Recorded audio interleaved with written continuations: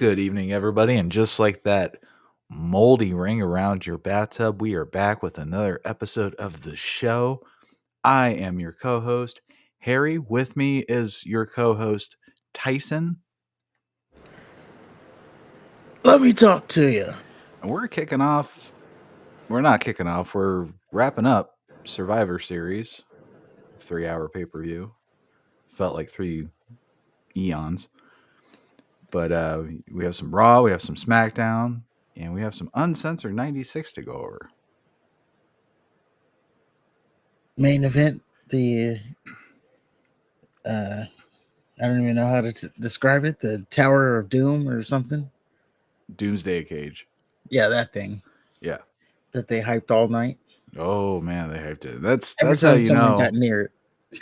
Yeah, that's how you know it's especially in WCW that it's the opposite of what they hype. Yeah. But we'll talk all about that. But how's your week? How's your Thanksgiving? My Thanksgiving was blah. I Blah. had to work. Oh.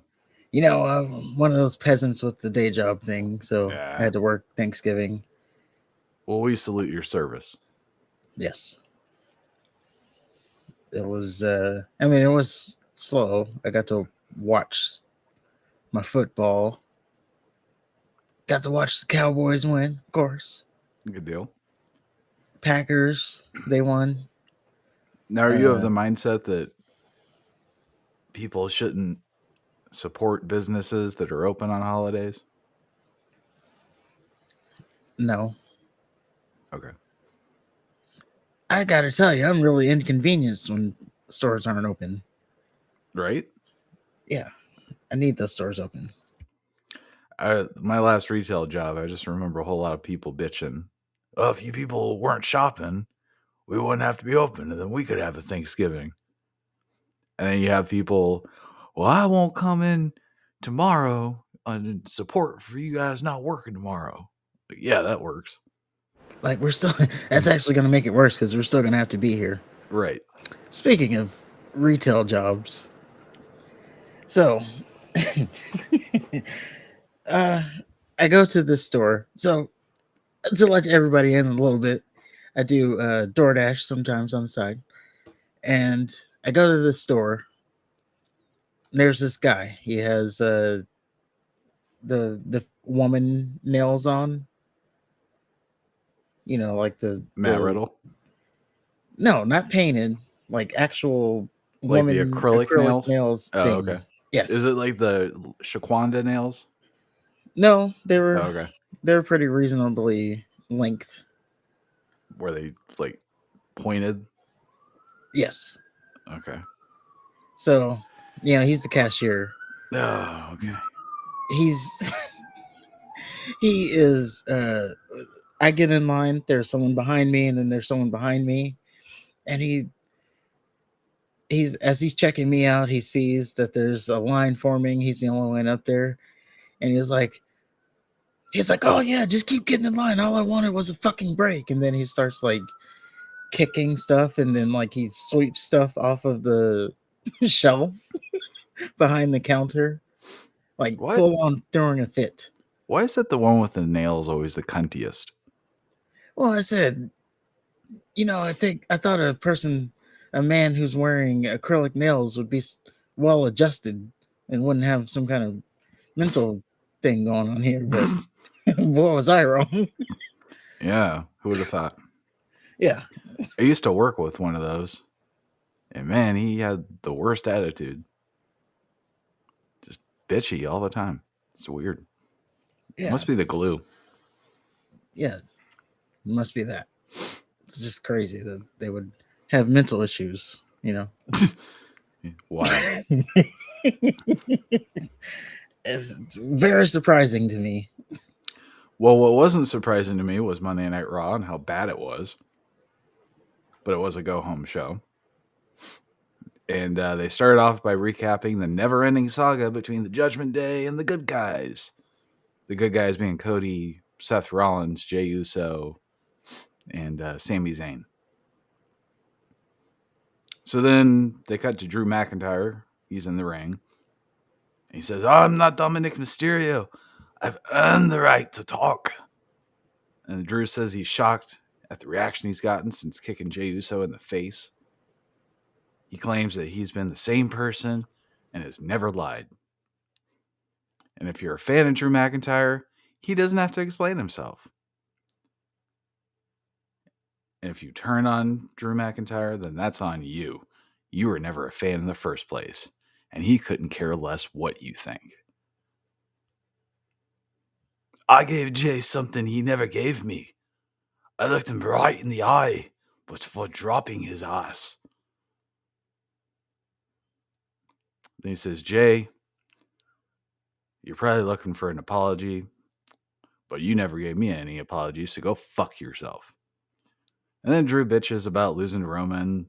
Like, it's what, a year and a half now? Almost 2 years? I think about a year. Yeah. Okay. In So Cardiff. kind of seems like, and he's had title shots since then. He's had a title shot against Gunther. He lost clean. He had a title shot against Rollins. Lost clean. He had 2 title shots against Gunther. He explained himself. He explained himself, but it doesn't make any sense because he's had opportunities to get championships. It's not like he lost to Roman and then never got to that spot again. That's true, but You know, Seth Rollins has the most prestigious belt in the company, and he wrestled for it. you know that's why people are like, "Get over it, Drew." That's the beauty behind the heel turn. Well, it's just the timing. Like, I get the reasoning and it makes sense and all that stuff, but it's just the timing and the stuff in between. And again, they don't put any thought into the shit.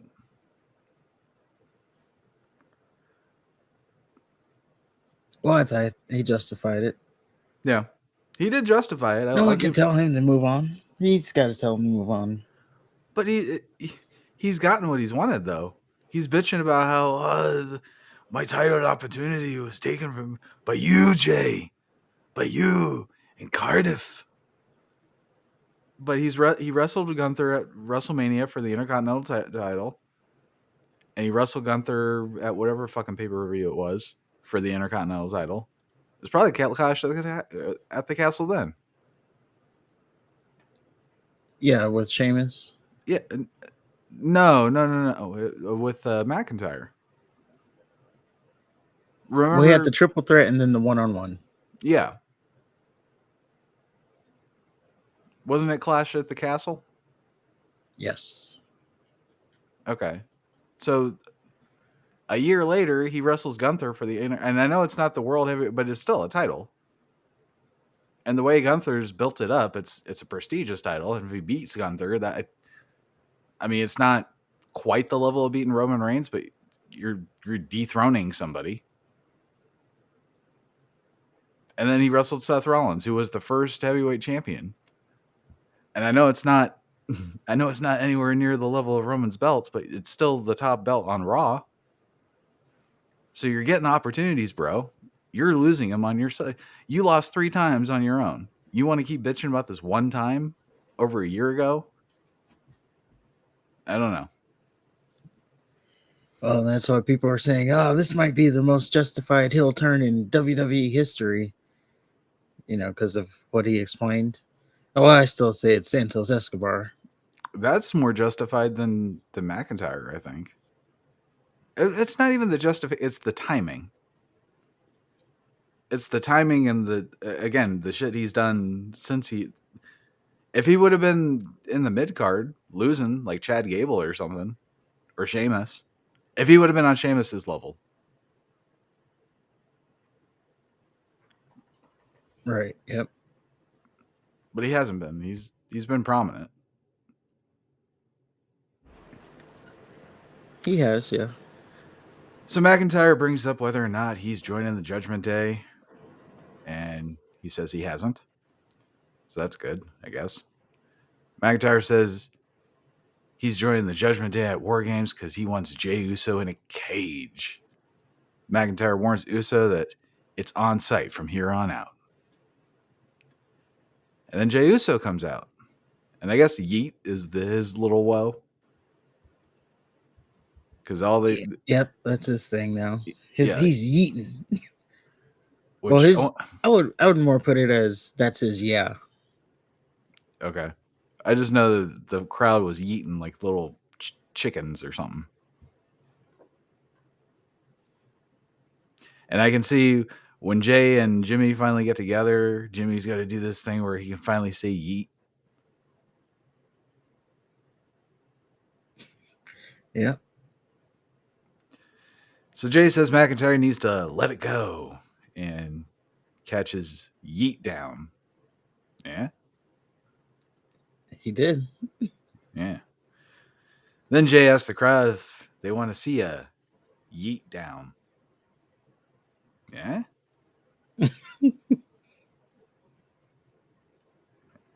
The Judgment Day then comes out to help Drew, and it's a standoff. Then, of course, Seth Rollins, Sami Zayn, and Cody Rhodes comes out. Then Pierce comes out. No, I'm shutting this shit down. No, you did this last week and the week before. If you want to fight, the person that throws the first punch loses the War Games advantage for their team. And Pierce says, the good guys need a fifth person by the end of the night. So they're rehashing literally the storyline from last Friday. They couldn't even wait a week. Well, there was a story that they said, I mean, it's irrelevant now. But the story that came out is that they did this. They wanted to name the fifth person on Monday night by the end of the night because they didn't want the show to get hijacked by the CM Punk chance, that being Survivor Series. Yeah. They wanted to put it to bed. They didn't want it to, because, if they kept it open, the fans were going to be like, oh, it's CM Punk. And then it'd be a wildfire, which then is a disservice to Randy Orton or whoever it was going to be. Right. And CM Punk definitely wasn't going to be at Survivor Series. So it makes sense. Yeah. Yeah. So Pierce also says he needs to know who's facing each other tonight to determine which team gets the War Games advantage. And he gives each team a deadline, or he's going to decide for them. So we need to know who the fifth member for the good guys are, and we need to know who's facing who for War Games. And, there's nothing I like more than seeing the match before the match. I know it's not the full match, but we've been getting the same shit since WrestleMania. True. Like, Kevin Owens was swapped with Seth Rollins. Well, hopefully it's over now. We'll see. I think, how many blow-off matches have they had? I don't lost count. Okay. All right, so Nia Jax. And I have a inappropriate picture of Nia Jax with her gut hanging out. Okay. Well, is this in reference to the match or the segment? Nia Jax. And I got a fat picture of her. Well, she wrestled Raquel Rodriguez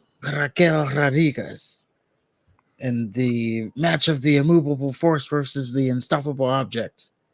Did I get that right? Didn't sound right. Anyway. Unstoppable force, immovable object. Yeah, that's right.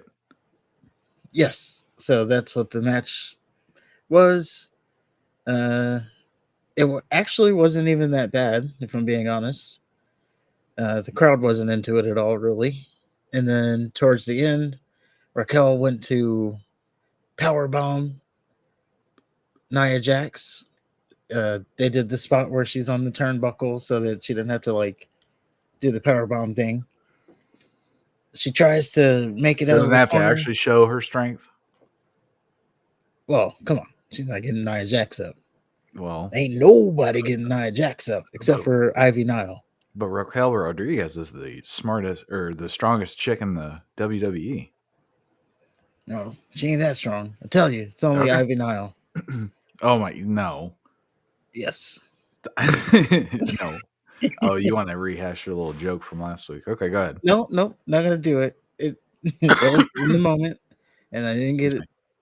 We had technical difficulties, and then my joke didn't come through. So I thought about it. But I said no. I don't want to be that guy. Like reset up a joke just to say it again. It sounds like that was what you were doing. All right. But yes, Raquel. She tried to do the power bomb, and then she couldn't do it. Nia Jax flattened her, and then she hits her with the Annihilator, I think is the name, the Yokozuna's finisher, and then that was the end of the match. All right. Anything else with Nia? Nope. All right. Judgment Day are talking backstage. They're trying to determine who's wrestling tonight. Priest wants to do it, of course, but then McIntyre comes in and says he wants to do it. McIntyre says he doesn't like Judgment Day, but he really hates Jey Uso. Priest and McIntyre talk about who can suck a meaner dick until Priest gives the match to McIntyre to prove his worth. Priest basically says it's Rhea's ass if it doesn't work out with Drew. Later, the good guys pick Jade. Oh, yeah. Forgot about that. So later, the good guys pick Jay to face the McIntyre for the advantage. And they also talk about the fifth member. Cody says he has an old friend he can call. Who's the fifth man? I don't know. So I have Becky Lynch, and then I also have a picture of Becky Lynch eating a spoonful of shit. All right. Well, it's another good match. It was Becky Lynch versus Xia Li. They finally get their little blow off. Oh, okay. Now Wade Barrett, for some inexplicable reason, said this is a WrestleMania level match because of how the match went on. Obviously not.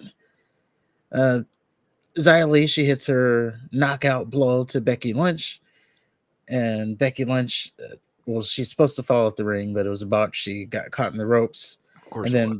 then Xia Li kicks her out the ring, and Becky Lynch, she then has time to recover because she's out of the ring. Xia Li throws her back in, yada yada yada, manhandle slam, Becky Lynch wins. Xia Li also should be noted is the following night going to be facing Lyra Valkyria for the NXT title. So she loses right before she goes into that match. And there's a commercial they advertise that says the unstoppable Xia Li faces Lyra Valkyria for the NXT title. So much for being unstoppable. You you just lost. Well, And it then she doesn't. loses again the following night. So. Yeah. Yeah. Another useless push for God knows why. Yep, back to the mid card. Like, what? No, seriously. Why the fuck did they have her standing in the background? Why did they have her knock out bitches? And then she finally gets her hands on Becky Lynch and she just loses? Isn't I guess it? it was all for Becky Lynch. It wasn't for her. That's so stupid. I agree. So Johnny Gargano and Ludwig. Oh, Yep. I forgot just one little other thing. Post match, after Becky Lynch wins, post match, like a minute later, Damage Control comes out. The babyface team for War Games comes out, and they have a brawl. Of course they did. Yeah, just wanted to be thorough there. That's cool. Gargano and Kaiser wrestled again. Earlier in the evening, Vinci and Kaiser, they were arguing, and Kaiser tells Vinci to stay his ass in the back. So naturally, closer to the end of the match, Vinci comes out to support Kaiser, and Kaiser's all pissed off and distracted. So then Gargano hits his tiny little DDT, and he wins. And Kaiser's livid, and Vinci, he's laughing. Yes, he told him to stay in the back. He couldn't even follow those directions. Nope. Cost Kaiser the match. And he was laughing. Yeah. I don't know what's happening here with I them don't two. either. They were like a well-oiled machine, and then now they're just like any other bitchy tag team. What? Like, the tag teams are either a joke or they're just like Mouthpiece McFingerbang and the other guy. Rich Holland. Yeah, they're either bickering or they're a joke or they're just slapped together just so Judgment Day can beat them. Well, it seems like Triple H is reshuffling things. How's that? Well, he's breaking up, the Brawling Brutes. He's breaking them up, Yeah. seemingly.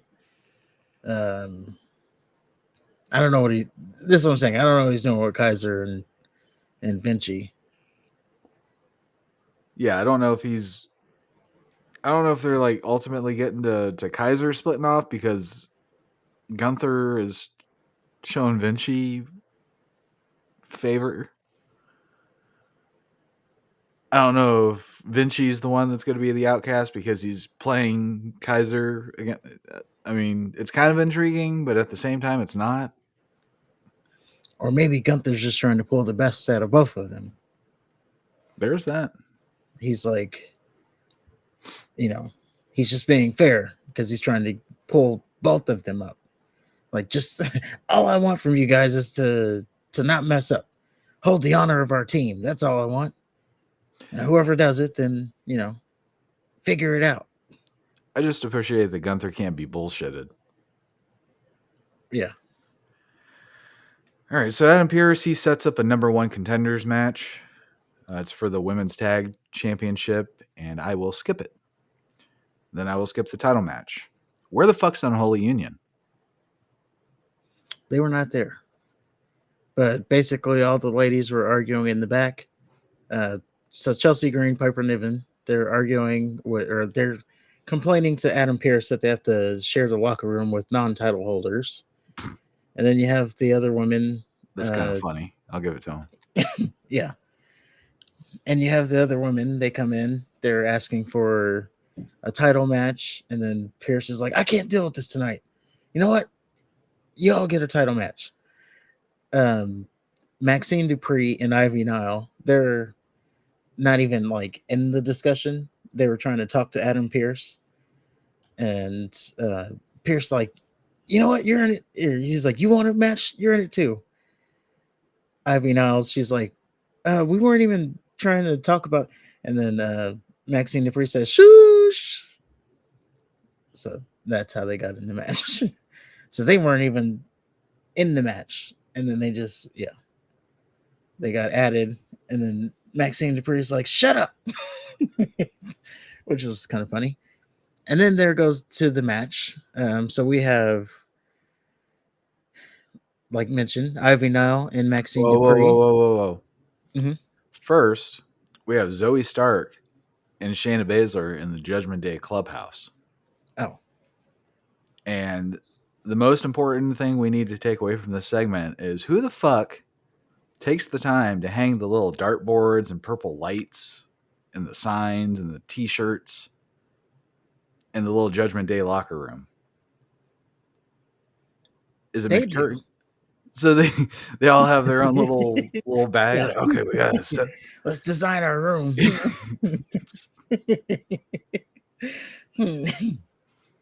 have little purple Christmas lights. Yeah. Okay. So Zoe tells her, take turns hanging them. Yeah. It was your turn, Dominic. Yeah, I did it last time. So Zoe tells Rhea that she's not focused on her again. And Rhea says she respects what Zoe's doing and she'll take care of her at Survivor Series. And then we have the women's 4-way tag thing. And I have a picture of Samuel L. Jackson taking a shit. You got a lot of shit pictures. That's good. I realized it was very shit oriented.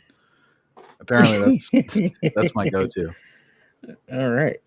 Yeah, I tried to diversify, but just went to shit. Well, this 4-way match, it was Maxine Dupree, Ivy Nile, To be fair, that Kaden. qualifies as shit. Well, okay. Kaden Carter, Katana Chance, Candice LeRae, Indy Hartwell, The Way, and then Natalia and Tegan Knox. That's the 4 in the match. I will say it was a good showing for Kaden Carter and Katana Chance. They showed that they're an actual team. They had this one, moment where I don't even know who it was, but she was laying on the ground, and then Carter does a handstand and from her partner's shoulders, twists around and does a splash. It's kind of hard to basically you know how the gymnast just does the turn before they swing Yeah. on a handstand. Yeah. It's pretty much they did that. Okay. And then so basically they had a lot of double team moves, so it shows that they're actual real team. Maxine Dupree is oddly over with the crowd. She did a top rope splash onto everybody. She did the worm. Of course she did. She did a perfect plex. Not as good as obviously, but she did one. And Natalia and Tegan Knox wins this match for some reason. So they are the new number 1 contenders.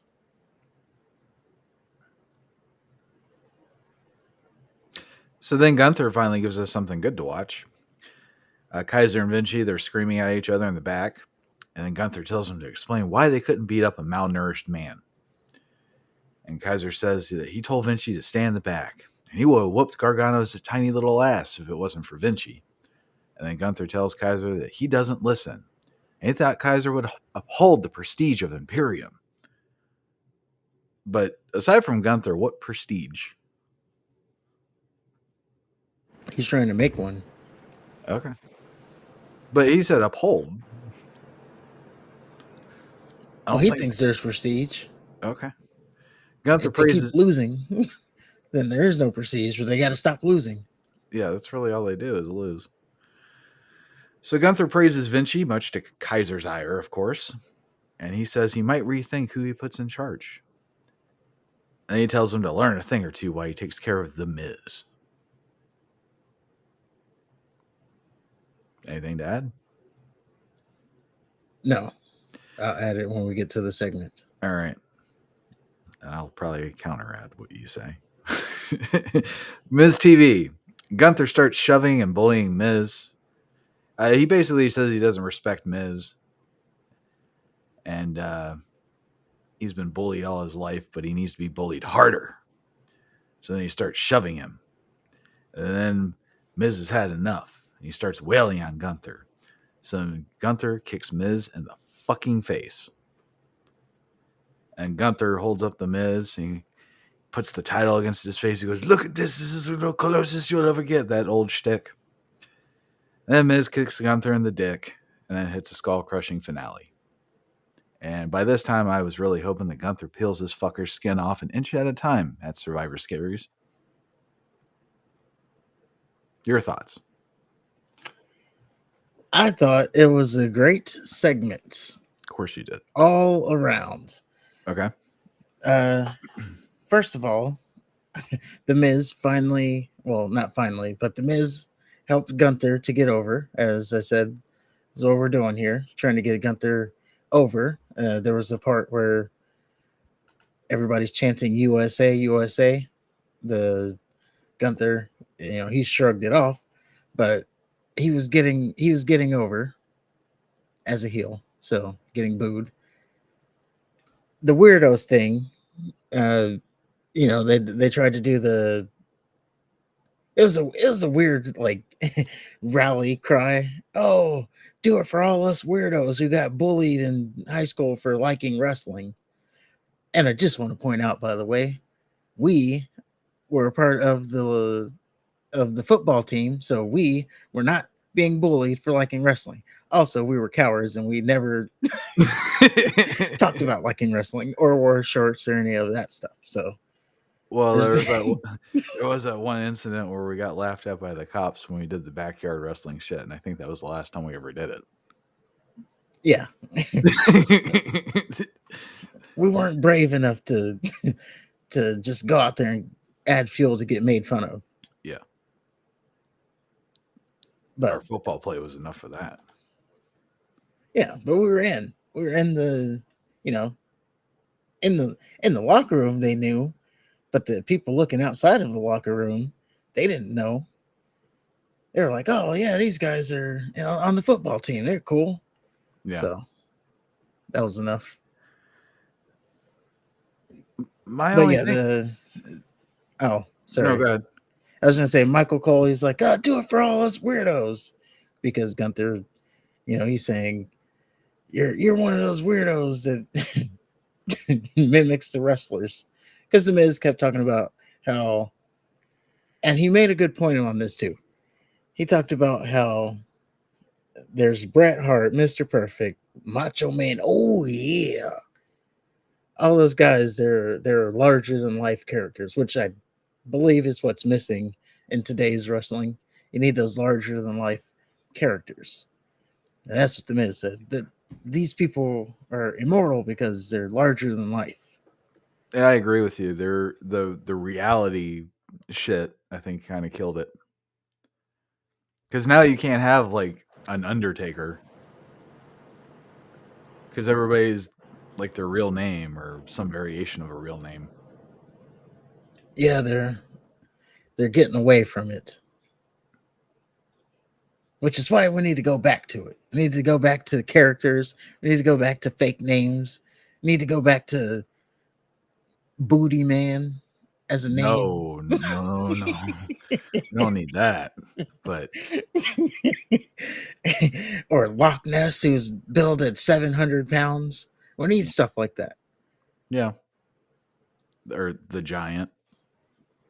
Yeah, just simply the giant. Yeah, the hitman,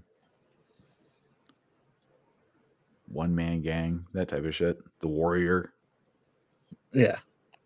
Yeah, we need characters who are larger than life, who transcend the sport, who, the casual, maybe they don't know like what they do, but they know of them. Yeah. No, I agree. I also think it needs more grit. Everything is just so boring and cookie cutter. There's no. I think LA Knight's probably the closest to it, but there's no like attitude or ruthless aggression. Well, I think we might be getting some, and we'll get into that later. But I think some attitude is coming. We'll see.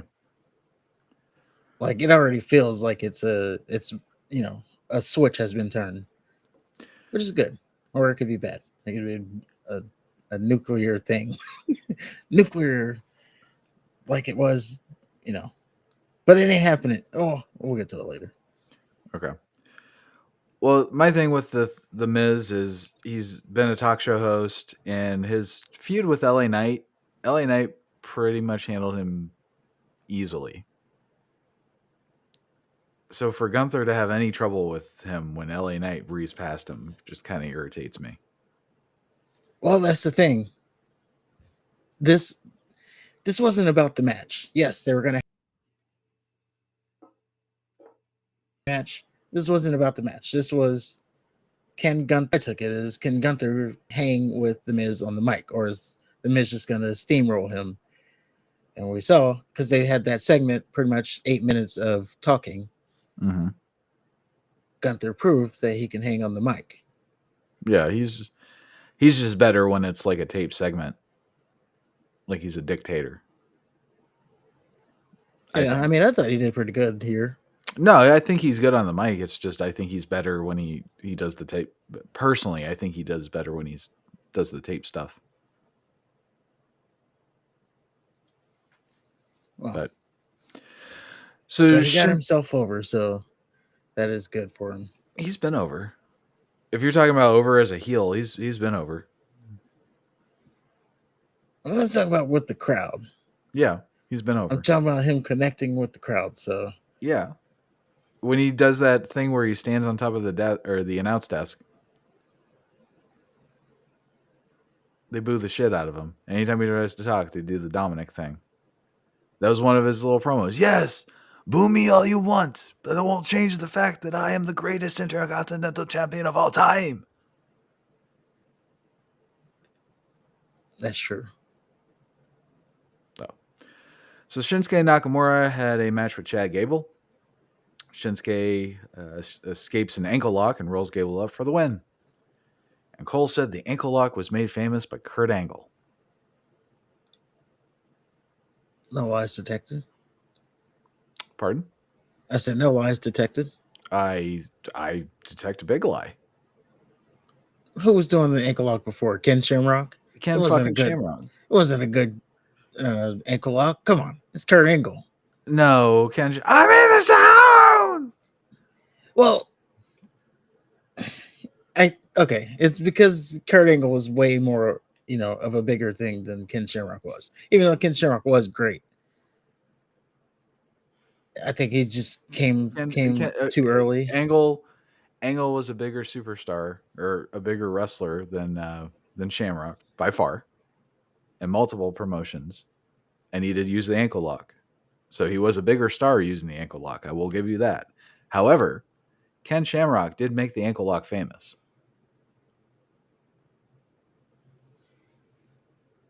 True. He did come before Angle. He did. That is the lie. So Drew McIntyre faced Jey Uso. Uso lost again. Judgment Day tried to beat Jey down, but the good guys come out to clear house. Cody picks up the mic and said he's glad the Judgment Day have the advantage. And they have somebody of Drew's caliber with them. Or he's glad they have the advantage, and I don't know why I'm repeating myself. I don't clip the show. He's also glad that they have someone of Drew's caliber with them. And Cody also says that they found their fifth member. Everybody just starts chanting, Randy, Randy, blah, blah, blah. And Cody says, these people aren't just hearing voices in their heads.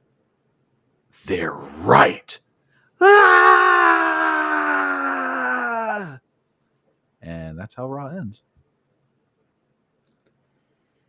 I did find it weird that he never said Randy Orton. Like he alluded to it, but he never actually said his name. I was like, yeah, I wonder what that is right there. Like, why not say his name?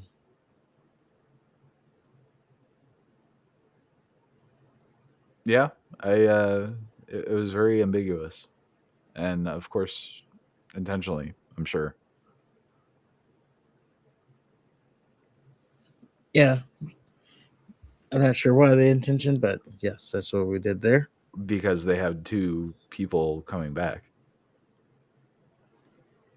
Oh man, the troll job. Well, I guess now we can say it wasn't a troll, but they were playing to it so hard. Like they WWE, this being, they would upload clips and it'd be like, oh, are you ready for his return? And then it'd be like Randy Orton versus someone, but CM Punk is on commentary, or Randy Orton versus CM Punk, or something with Randy Orton and CM Punk's in the background. That's pretty clever. Oh, he's returning. That's very clever. Like, golly. I like that. Yeah, and that blatant one is like, oh, are you ready for his return? And then you have Randy Orton versus someone, but CM Punk's on commentary. I was like, okay, come on. Yeah, that's very clever. Well, let's get down to SmackDown. Becky's music plays, and I have a picture of Whoa, a. whoa, whoa, whoa, whoa. You know, I gotta yeet this stuff out. Before we get into SmackDown, don't forget to hit the like button, hit the subscribe button. We're on our way to 500 subscribers. We are proud to announce that we are affiliated with the WWE shop. So What? link, yes. So link in the description if you want to check out the shop. I'm sure CM Punk's gear is going to be up there. Maybe we'll do a giveaway using our own affiliate link, of course. Give away a shirt or something. That's Oh, right. you're crazy now. We ain't one of them 5 million sub channels. Oh, you know, it's pretty much giving us like cash back. I don't Yeah. know. Anyway, maybe we give a shirt away. I'm gonna check on the prices there. I ain't gonna be crazy. Maybe we'll give one away at 500 subs. Maybe two get to 500. I don't know. I don't know where I'm going there. Um, Follow us on social media. We have TikTok, we have Twitter, we have YouTube here, and like the video if you haven't already. And we also have Spotify. And that is all the plugs. And we got we're up to 5 people in the building. So hello to everybody. Roll call. Hello to Twitch. Hello to YouTube. Oh, we just lost him. Never mind.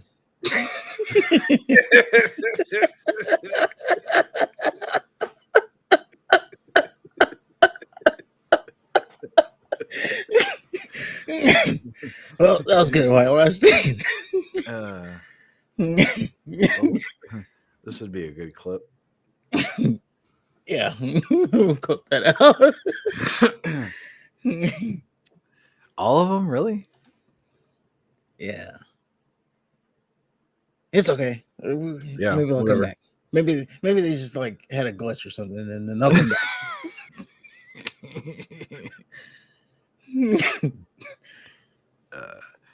So SmackDown started, and Becky's music plays, and I have a picture of a monkey crotching itself on a rope or a power line or something.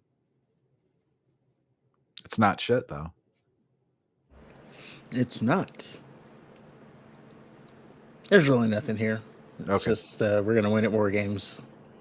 Becky Lynch or you have Becky Lynch and the baby faces. They're out there. Bailey comes out. She says, you know, you guys can't even get along. How are you gonna coexist at War Games? And then she challenges Becky Lynch and Charlotte Flair to a match against Damage Control tonight to prove that they can't get along.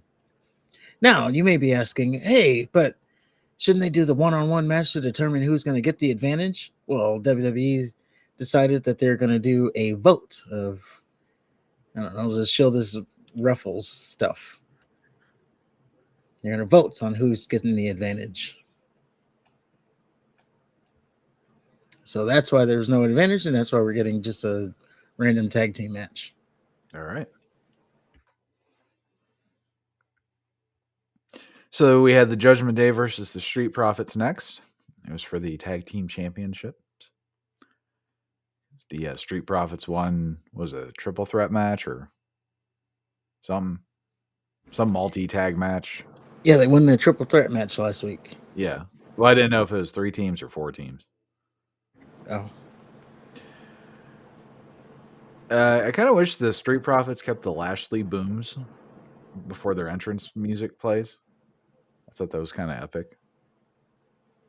The doon doon doon doon, and then it cuts to the Jeezy music. Yeah. I actually didn't hear their entrance this time, but Yeah. I can see what you're saying. Yeah. So the Hit Row Hole talks to Lashley again, and I, for one, am on the edge of my seat to see what happens between Lashley and some random whore. Can't wait. In fact, why is Lashley in the back sipping on Kool-Aid during a title match? It was champagne, and I don't know because he didn't. He wanted them to do it themselves, I guess. But the Judgment Day are there, and Ripley's dancing around on the outside of the ring like a Mexican jumping bean. And it occurred to Lashley like, maybe she'll distract the referee or trip one of my guys or something. Maybe I should be out there Yeah, you guys got it. instead of instead of looking at extensions and sipping on some Kool-Aid. She came up to him. He wasn't. He was by himself. He shouldn't have been in that position. He should have been by his dudes. No, he get it. It's a title You go. match. You guys go out there and handle this. I don't need to be there. It's not. It's not like they're wrestling. I don't know, the Brawling Brutes or something where they got honor. They'll do 1-on-1. It's the Judgment Day, most powerful faction. I just think he wanted them to handle it. Okay. The Norton Bagwell blockbuster that the Profits did was really awesome. Yeah, the assisted one. Yeah. Profits hit their revelation on Priest, but Balor breaks up the pin. Four goes for the top rope, and of course, Rhea distracts the ref. Then Balor crouches forward on the ropes. Priest hits this weird slapjack thing, and then Balor hits a stomp for the win. And Judgment Day wins because their third wasn't in the back drinking Kool-Aid, trying to get it in. And the Profits have every right to be pit. She was trying to get it in. He wasn't trying to get it in. He was just chilling in the back. She came in to try to slip in the DMs. Whatever. There was still innage. And in my mind, the Profits have every right to be pissed off at Lashley. Or at least he should be pissed off at them. Just as pissed off at Lashley as he was when he was upset at them for losing that one match that one time. And then and then he has the audacity to have this angry face when he's been chatting with the Hole for this entire match. Did you even watch the match? Or was he just sipping on Kool-Aid? Oh, Bobby, I want to talk to you. Oh, what is it, girl? Oh, well, I was just thinking, I just want to suck on your dick a little bit.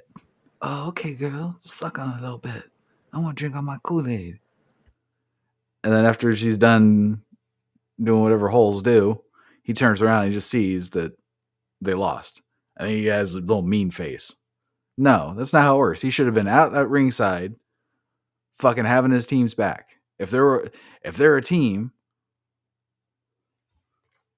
if he's got their back, if he sees something in them, he doesn't need to be in the back drinking Kool-Aid, chilling, being in a position where holes can approach him. He should have his DMs on private. Or they should be able to uphold the team's legacy. And they did handle it themselves. They did. They were about to beat him until Ripley distracted the referee. You got to come on. You got to be better than that. You know Ripley's going to show still up. Still 3-on-2. But you know she's going to show up. Come on. Exactly. That's why Lashley needs to be there. What's he going to do? Hit Rhea Ripley? If he was a real man. All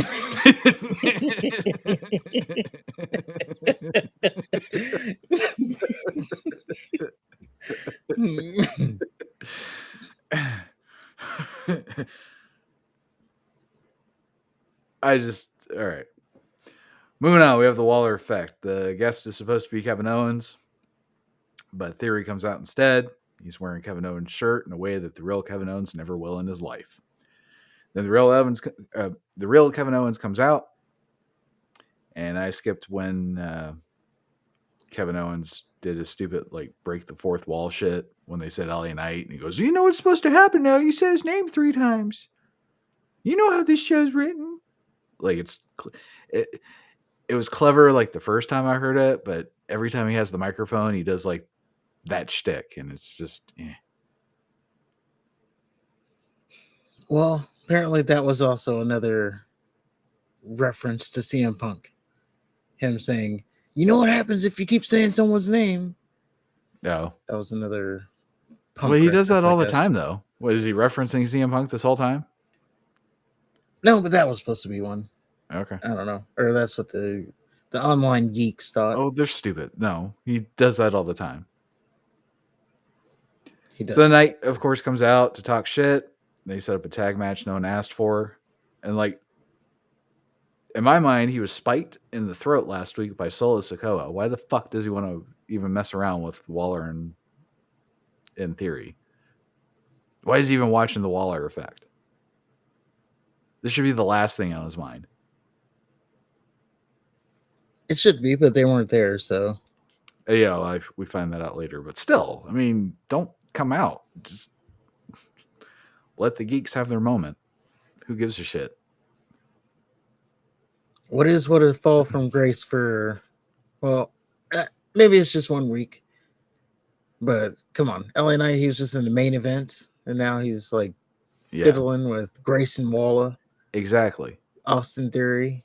Exactly. Unless Kevin Owens and LA Knight have something going on after this. That's the only thing that would make sense to me. I don't know. So Waller, in theory, face Kevin Owens and LA Knight. Knight and Owens won. And yeah, apparently the Bloodline has the night off. The Bloodline has the night off because they didn't do anything, and there was just a match. Yes, it's just a random old match just to get the LA Knight pop, which was a Yeah. big pop, but it was just for the pop. Why wasn't he in the War Games match? Where was he going to fit in? Who was going to go out? Seth Rollins? Maybe, I don't know. Oh, it needs Seth Rollins there. He's the champion. Since Roman wasn't going to bother defending his belt, maybe Rollins could. I don't think it was needed. No, but I don't know. Just if I think LA Knight being on the pay-per-view was needed. That was definitely needed. Yes. Well, I don't know. Maybe it wasn't needed in hindsight, but Okay. it was needed, but it wasn't needed. Like, Right. yes, he needed to be on the show because he's the hottest act in the company on SmackDown. So definitely should be there. But we got this build to Royal Rumble now because there's no pay per view from now until Royal Rumble. That's true. It's interesting now because we got some players. I know. I might have to back up on what I was saying. Because I said Gunther's winning the Rumble. I think maybe plans have changed now. Yeah. I don't know. Something happened tonight that made me think that maybe some plans have changed. Okay. So next up we have Carlito. And he says it'll be his first pay-per-view in 13 years. But all Carlito can think about is Ray being injured and getting his hands on Escobar. Then Carlito speaks some gobbledygook. So do I. Jesus. Gibberish. He speaks some gibberish. Then Escobar comes out and he speaks some gibberish of his own. And then he says something about tattoos and LWO colors and family. Then he blames Carlito for what happened to Ray. Then they start fucking each other up. Like, really look like a real fight. Give him credit. Then Carlito gets the better of the exchange because, he's twice Escobar's size. Then Escobar attacks Carlito from behind from the crowd. Like, he did the thing where it looked like he left, but then you just see this little tiny Mexican just jump through the crowd. And he slams into Carlito, and I guess Carlito's arm was injured. What a weird body part to be injured by somebody running into you. Well, he hit him with the knee right in the shoulder blade. Oh, was it a knee? Yeah, it was like a jumping knee. Okay. It just looked like he jumped into him. I guess that makes more sense. I'm on the retro stuff still. Because back in the day, they would just jump. Yeah. So I'm actually interested in this stupid fucking match. I want to see Carlito and Escobar just go at it. And then later on in the back, Escobar attacks Carlito, and then he attempts to break his arm. So I'm like, yeah, they're setting up this arm angle, and that'll set up the win for Escobar, but it'll still be a good match. But then fucking Dragon Lee comes in, and outwent my interest, because I don't like Dragon Lee at all. And sure enough, Nick Aldis comes out, and he says Carlito is hurt, and he can't wrestle at Survivor Series. And guess who's taking his place? Dragon fucking Lee. Yep, you're in. Are you fucking kidding me? Well, he's getting the push right now. And it's going to be a good match.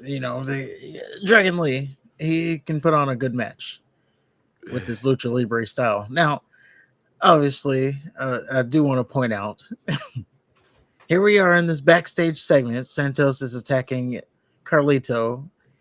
Dragon Lee comes out for the save. Now, this guy's beating the shit out of your friend, and your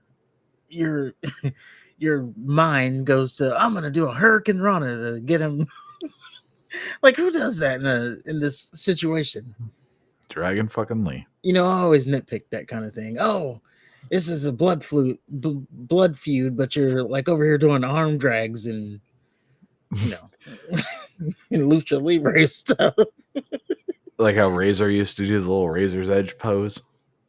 Yeah. Instead of just getting to it. Yeah. It's like it's a feud. What really bugs me is like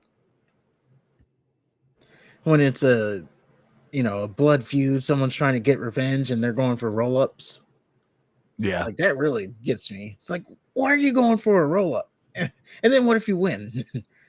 Like, oh, he'll extract his revenge if he gets this roll-up pin. No.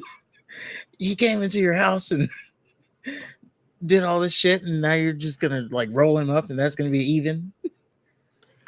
Well, what gets me is the WWE setting up this match for this guy I used to like 13 years ago, coming back 13 years later against one of the better Latino wrestlers that they have, only to replace him with this fucking mass piece of shit. No, thank you. Hey, he's supposed to be the next Rey Mysterio. He's not. He's the future of the luchador. That's a dim future. And Santos is rebuilding that future, maybe. That's what he was doing in NXT. We'll see if that continues. So up next, we have Pretty Deadly versus the Brawling Brutes again. And Holland and Mouthpiece McFingerbang, they're having the lovers quarrel. Holland leaves pouting in the middle of the match. Pretty Deadly win. Mouthpiece seethes. Oh boy. Yep. You're getting ready for that feud? Yeah, I'm on pins and needles. It was funny, though, that Michael Cole, he said something about, because they're trying to figure out why Ridge Holland's upset. And he's like, well, he took the blame for putting Elton Prince in the wheelchair for a separated shoulder. It's like, oh, who else did he injure? Who didn't he injure? That's a shorter list. Yeah. Like, who else is on that list since you're talking about people he hurt? Up next week. Yeah, I guess that's ending. The Brawling Brutes are over. Either that or they're going to do the Heart Foundation thing where Sheamus comes in and reunites everybody.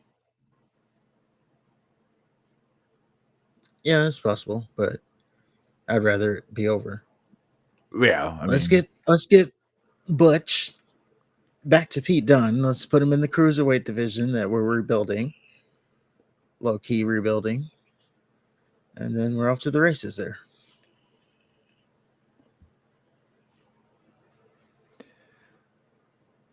So after that, we had Damage Control versus Becky and Charlotte.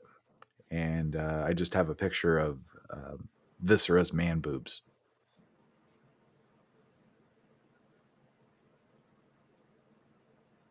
Uh, what happened here? Oh, Damage Control wins. Okay. It was the can they coexist angle, and Oh, that's Bailey right. Yeah. rolls up Charlotte, and that's how they win. Charlotte, Becky hit the man or the rock bottom on somebody. Charlotte hit the spear on somebody and speared her somebody into Becky, and then Becky pouted instead of resuming the pin. But Damage Control did win. So. They did win, yeah. But that was SmackDown. And all of that. We kind of breezed through all that, so that's good. Yeah, well, told you we would. So all that leads us to Survivor Series War Games. War Games. This is what, our second War Games on the main roster. This is our second, yes. And I love that the War Pigs theme is retained. It seems to be the theme of choice. Yeah, I was actually thinking when I heard it, I said, I hope they never change it. Right. Like just let that be the theme for War Games. Although last year's introduction was a lot more grand. But what can you do? Yeah, because we had Ozzy on site. Yeah, I mean, I think they could have clipped that with the footage that they used. I know, no one would have just play that every year. Yeah. So the first match of the evening, boy, were we wrong. Damage Control versus Bianca, Charlotte, Becky, and Shotzi. And clearly the WWE didn't hold this match in as high of a regard as we did. Because remember, we were talking about how it should be the main event and shit? Yeah. And I still hold maybe it should have, but seeing as to what happened at the end of the night, I can see why they didn't go as the main event. Yeah. But also opening the show is pretty important because you set the tone for the rest of the night. So I guess there's that. So Shotzi comes out providing no value. And she has the saw guy on her coat. And she grabs the little cage they're supposed to stand in, and she shakes her head wildly. Because she's crazy. She's a psycho. Everyone... I'm sorry? Nope. I was just going to ask, are you in the match, or are you doing the entrances part? This is the entrance, sort of. Okay. So everyone on Team Bel Air is wearing pink, but Becky is what I noticed. I thought that would be relevant. It wasn't. Damage Control coming out in the mask was really awesome, I thought. I liked the little Kabuki Warrior vibe that they all had. Even Bailey. Yeah, I like that. And then it starts off with Becky and Bailey. Yeah. And then Shotzi was the next person. She comes in, and she uses half of her advantage grabbing weapons she can barely pick up. And then Becky and Shotzi corner Bailey. They do like this kendo stick chair thing. And Becky is using her kendo stick. I don't know what the fuck Shotzi was doing. Did I mention how useless she is? Well, let's also remember that she she got booed because she didn't get the tables. So her response to being booed at is to make the match she's in shitty and unbelievable. I'm gonna have to be honest with you here. I don't think she was that bad in this match. I'm not the biggest Shotzi advocate. I tried to defend her back then. I've conceded on that a lot. I'm recognizing that maybe But in this match, she did not do bad. Maybe she did good. Did you see what the when she was EO came in and they wrapped the chain around her and she didn't know which way to fucking go to be tossed to just do a front flip? Are you are you're marking up? No, you said she didn't do bad. I'm telling you that she's fucking worthless. And I gave you three specific examples of how worthless she is. Okay, but I'm just saying she wasn't that bad. What wasn't that bad? If I'm not marking up, What about the then she wasn't that bad. standard vanilla waste of TV, air, talent, whatever time Shotzi puts into this? What was I mean, that exceptional? suicide dive, she almost killed herself, Is it the but one looked where she good. landed on her head? Yes, she almost killed herself. She was hitting those sentons. She's hitting those insiguris too. Those are things that she was doing well. She was swinging like a mad person. Mm-hmm. I mean, No, Shotzi sucked. I'm just saying for the level of Shotzi, she wasn't that offensive. I thought she was going to get in there and just stink up the joint. So that's why I'm saying I was surprised that she actually, didn't do too bad. All right. So Ia's next, and she had a chain. She whoops everybody's ass with it, and then she starts tossing them with it, and that's where the spot where Shotzi couldn't just do a front flip. Bianca was next, and then she comes in whipping everybody with her hair, and this is where they lost me. I think this is where they lost me for the evening. Fucking The whole evening? yeah, fucking stupid. She comes in, she's whipping her hair, and then somebody has a chair, and she fights off a fucking chair with her braids. That was Bailey, and she wasn't fighting it off. She was defending herself. She Yeah, was blocking the shots. come on. Well, she was whooping him with her hair. She was, and I get what they were trying to do. It's just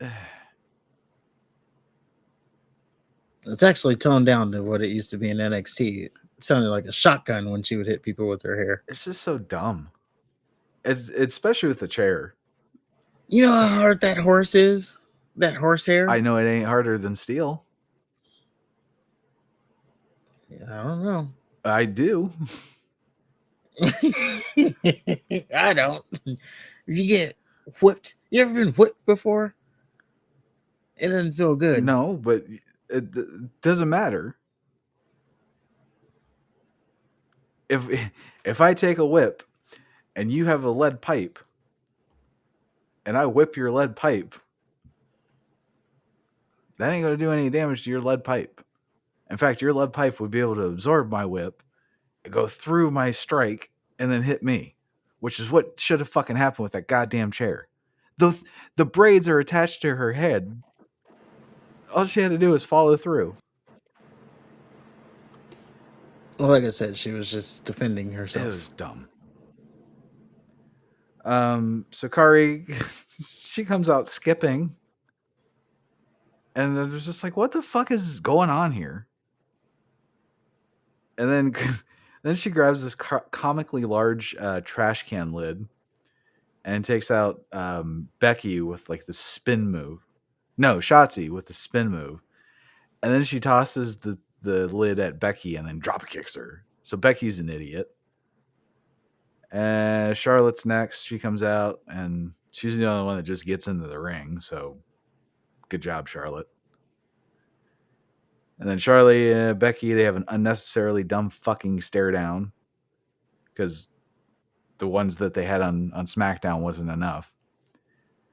And then Io uses her chain as a dumbwaiter to get a trash can from Dakota Kai on the outside, even though there was a trash can already available in the ring. Well, how is she going to get it up there? Okay, fair enough. So Io uses, she puts a trash can over her head and then dives onto everybody after eating a 4-course meal beforehand. Like, seriously, it took for fucking ever. Everybody's just standing there. And Asuka comes in. She grabs a kendo stick and a table. And everybody just loses their shit. And fuck Chicago. God, they were annoying. They do be loving their tables. That's all they chanted. Oh, we want tables. I wish they never saw a table in another wrestling event ever. I would, if I was Vince McMahon or Triple H, I would put a moratorium on tables in Chicago, just for that. The dropkick spot with Bianca and Becky tied together in the middle of the ring was really fucking awesome. I thought they were just going to start beating them to death like with kendo sticks, like in Casino, but this was good too. Shotzi gets misted, and then Asuka dropkicks Becky onto a trash can, or with the trash can. And then, I'm sorry, Shotzi gets misted, and then Asuka dropkicks Becky with the trash can over her head. And of course, Becky kicked out of that because it's Super Becky. And then Becky and Charlotte hug, making me wish somebody threw a grenade into the ring. And then Bayley pushes Kari out of the way and takes a spear from Charlotte. Then she eats everyone's finisher. And then Becky puts Bayley through a table with her rock bottom. And I thought everything about this was awful. Except Kari. She looked like a tasty little morsel. She did. But I don't know. I appreciated the match. I thought it was actually, without like everything else that happened, I thought it was better than the men's match. Yeah, I will give you that. But yeah, I was surprised that Damage Control lost, seeing as they just got together. Same. But there's also a story that came out of that, because now Bayley, she did her damnedest. Even Michael Cole said, Bayley's pretty much kept this whole team, she's saved War Games for them pretty much. So are they going to appreciate all her efforts? Or are they going to appreciate her, or are they going to continue the Mean Girls thing? They're going to continue the Mean Girls thing. Okay. But they're going to kick her out. They're going to blame her. I do like it because it kind of makes me feel uncomfortable. I don't know why. Yeah, it's exactly the Mean Girls thing. They're like the high school girls who have that one friend who they're just stringing along. Mm-hmm. They speak to each other in Chinese or Japanese, whatever it is, and then she doesn't know what's going on. They're probably talking shit about her. About her fat ass. This dumb American. Too many cheeseburgers. I don't know. Or, yeah, whatever they're saying. But yeah, they're just like stringing her along. And I think, I said, last time, I think maybe we go the direction of Io versus Bayley at WrestleMania, because they turn on Becky. I'm sorry, they turn on Bayley, and then she, goes heel. Now she's getting sympathy because everybody sees that she's like doing everything she can for this group, and they're still going to reject her.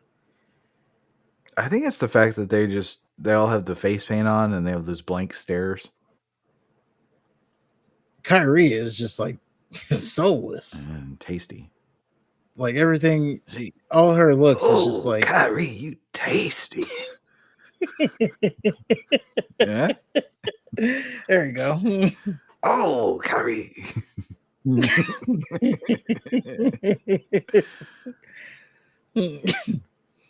She do be looking good in her new outfit. Yeah. I'll give her that. Unfortunately, she does also looks like I'd have to check her ID before pursuing anything. That adds to it. What? Okay. So never mind. I'm not Yeah. gonna. Yeah. Next, go, Yeah. go.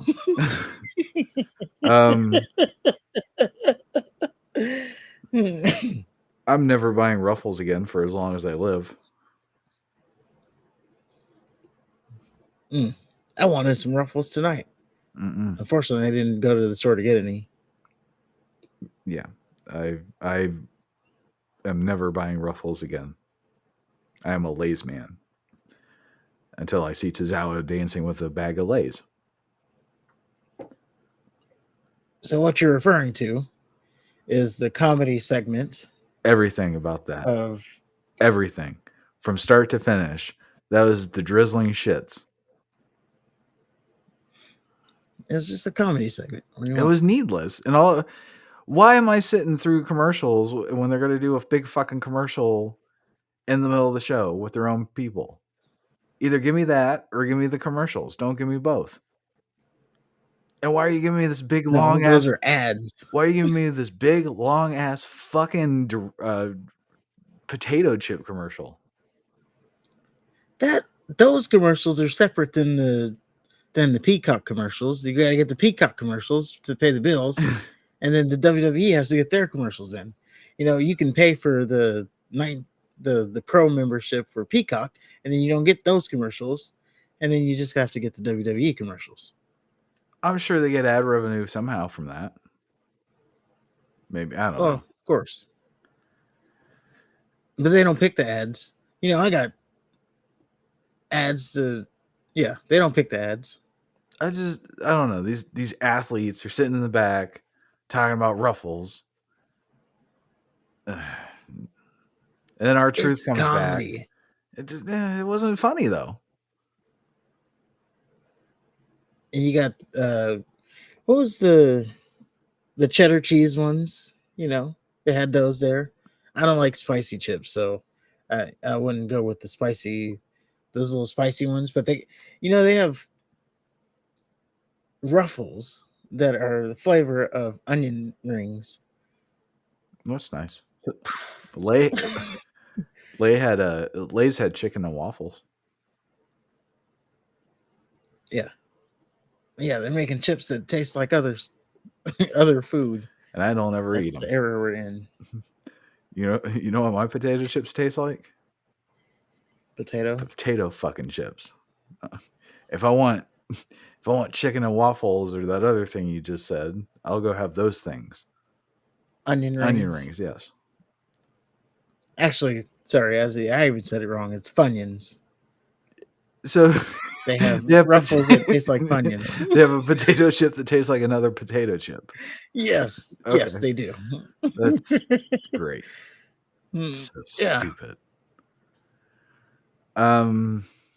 We get Jay and Sammy backstage, and they're setting up for Randy Orton to be the cliffhanger for the evening because he has not shown up. Jay says, "It's my fault." Sammy says, "No, it's not. We have history. We've done this before. We can do it again. It's 1-1 for the Gipper."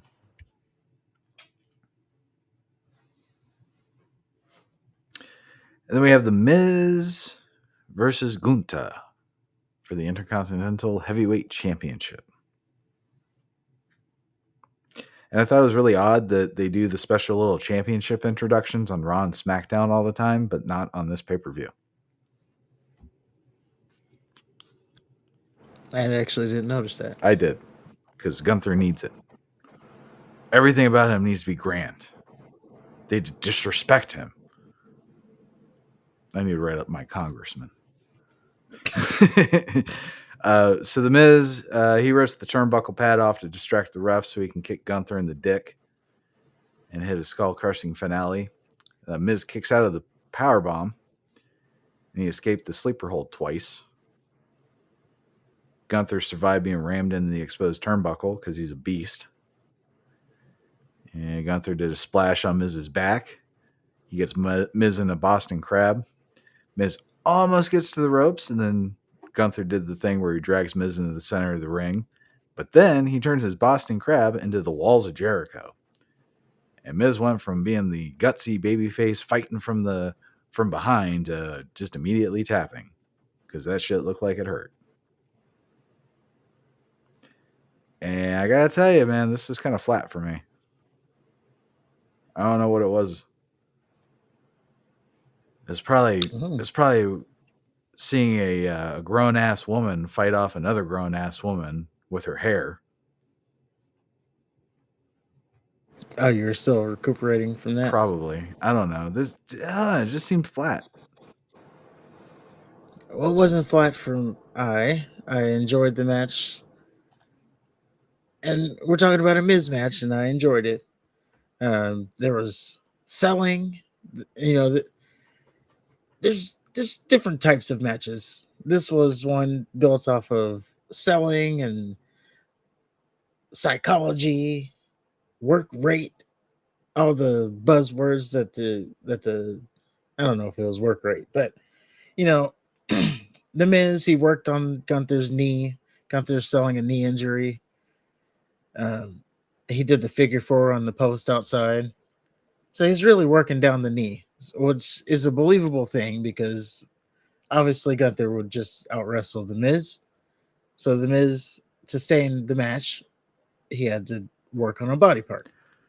So that's what I liked about it. I liked that it was like an old school type of match, and they did something that you have to do in a match, and I'm going to point this out later. You have to do this in a match for people to like actually get into it. You have to believe. There has to be at some point you have to believe that, oh shit, this actually might happen. And they did this for me when the Miz ran Gunther into the exposed turnbuckle. You thought that I was it? thought I thought he was actually, and then he did the sleeper hold counter, Oh. and then the dick kick into the skull crushing finale. I actually thought this was all. I was like, he's actually going to do this. Here's my thing. Why didn't the Miz do any of this against LA Knight? Like, why all of a sudden is Miz a viable challenger? The Miz has been nothing but a loser. Well, like he said on Monday, you haven't been at the bottom. Being a superstar is about being at the bottom and then being able to pull yourself back up to the top Didn't he say something and be to that effect relevant. to LA Knight too? No. Yeah, something like, oh, you'll always be at the bottom. You'll never be at my level.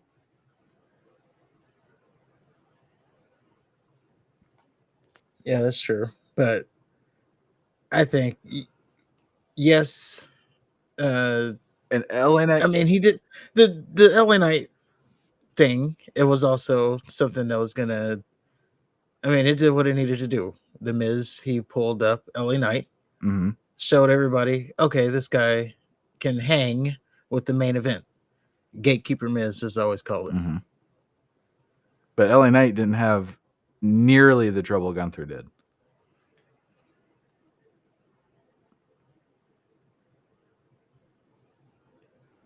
In no way, shape, or form did the Miz. I'm trying to remember. I'm gonna be honest. I don't remember too much of the match.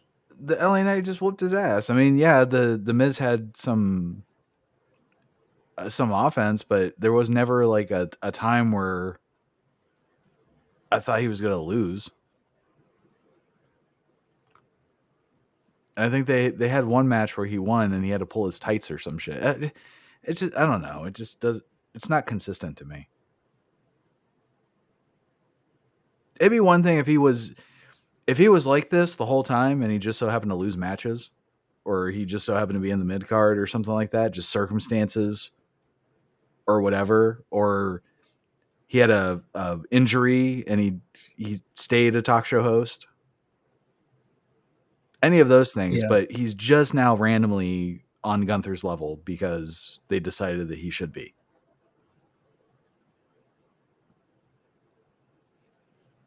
Well, it was just for the feud. He'll probably go back to the mid card. Exactly. And then Well, not the mid card, but the bottom of the mid card. You know. yeah, and he'll have another feud with somebody down the road, and he'll either be a chicken shit again, or I don't know. He'll just be inconsistent.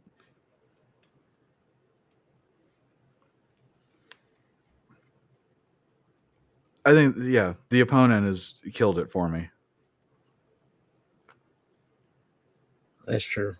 And maybe I'm But overthinking it, I but enjoyed it. yeah, I'm sure I'm overthinking it and all that shit, but I can't help it. So after that, we have Dragon Lee versus Escobar. And Carlito versus Escobar, as I said, I was excited for. Dragon Lee versus Escobar, I had no use for. And there was a point where Escobar tried to rip Dragon Lee's mask off, and the ref tries to stop it. And I'm thinking to myself, why the fuck does the ref care about Dragon Lee's mask? Well, in Lucha Libre, that's a disqualification if you pull the But we're mask not off. in Lucha Libre. We're in America. But that's the thing. It wasn't, and Santos Escobar it is. wasn't Lucha Libre rules. That wasn't a Lucha Libre referee. How's the referee going to know Lucha Libre rules?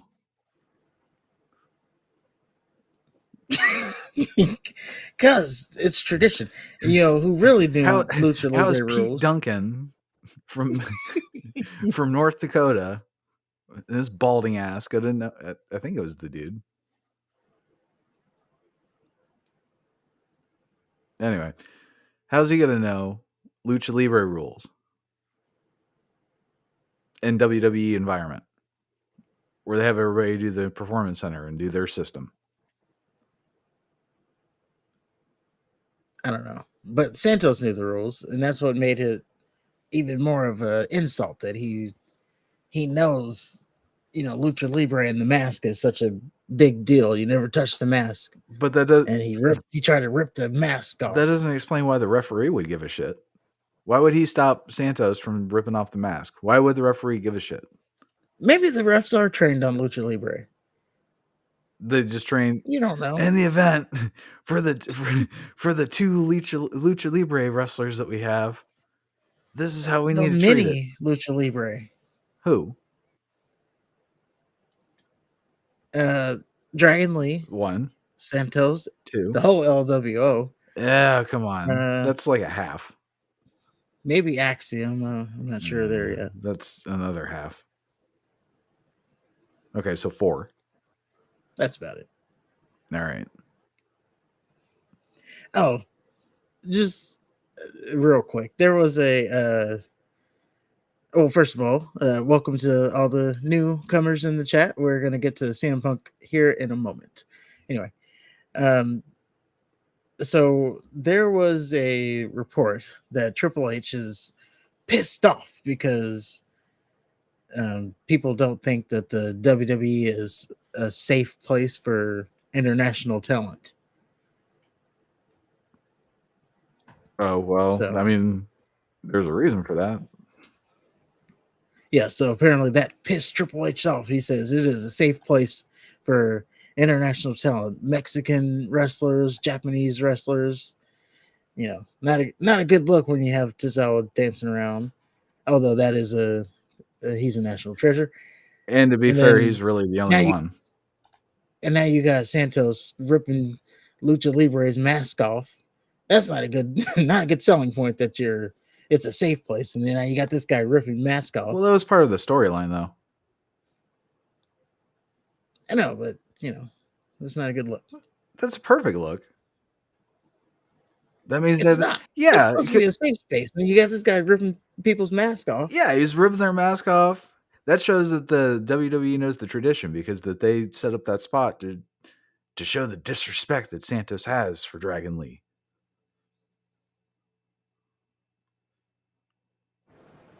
Well, it's still not too much of a. I don't know. I mean, well, I'm you not think saying you like think some Lucha Libre wrestler saying, is in Puerto Rico or Mexico and they're watching Survivor? Well, I don't think they're watching Survivor Series. They probably have shit to do. But on the off chance that they are watching Survivor Series, they're going to see that spot. Oh, I can't go to WWE. It's not safe. They're respecting our tradition. Yeah. Okay. As long as As long as I understand you correctly. Just to be clear, I was just talking storyline wise. That he's ripping mask off, Mm-hmm. and then Right. I don't know. I don't know what I did there. I was talking about this real life story, and then I fused it into like the storyline that's happening on TV. I don't know. Okay. Well, It probably missed there. Escobar won with the Phantom Driver. And yeah, piss on this match. Well, shout out Escobar for winning clean. And shout out Dragon I Lee for appreciate losing. that. Zoe Dragon Stark. Lee. Yeah. Zoe Stark and Rhea Ripley for the women's world title. And the women's world title is so prestigious, it needs to be fucking sponsored by Slim Jim.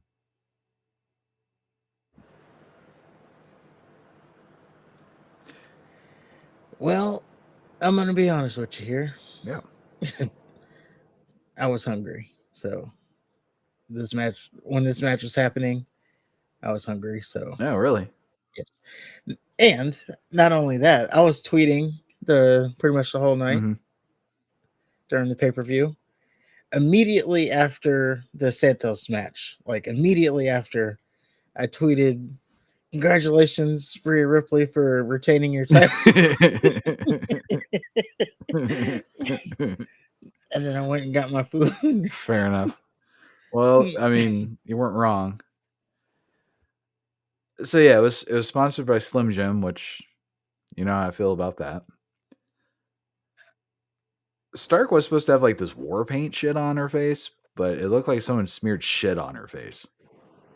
I don't know what the fuck it was. And then Ripley was trying to be Two-Face, or one of Two-Face's bitches from Batman Forever. I don't know if Dominic was supposed to be Two-Face. Yeah, I didn't know what she was going Yeah, for there. it was definitely Two-Face. I was like, okay. I didn't know if it was, yeah. Okay, it's Two-Face. There we go. Ripley wins with a Riptide. It was a good match. I mean, they were screaming at each other. Like when Ripley was on offense, you want me to be focused now? And like, you know, screeching. And then when Zoe was on offense, she would screech.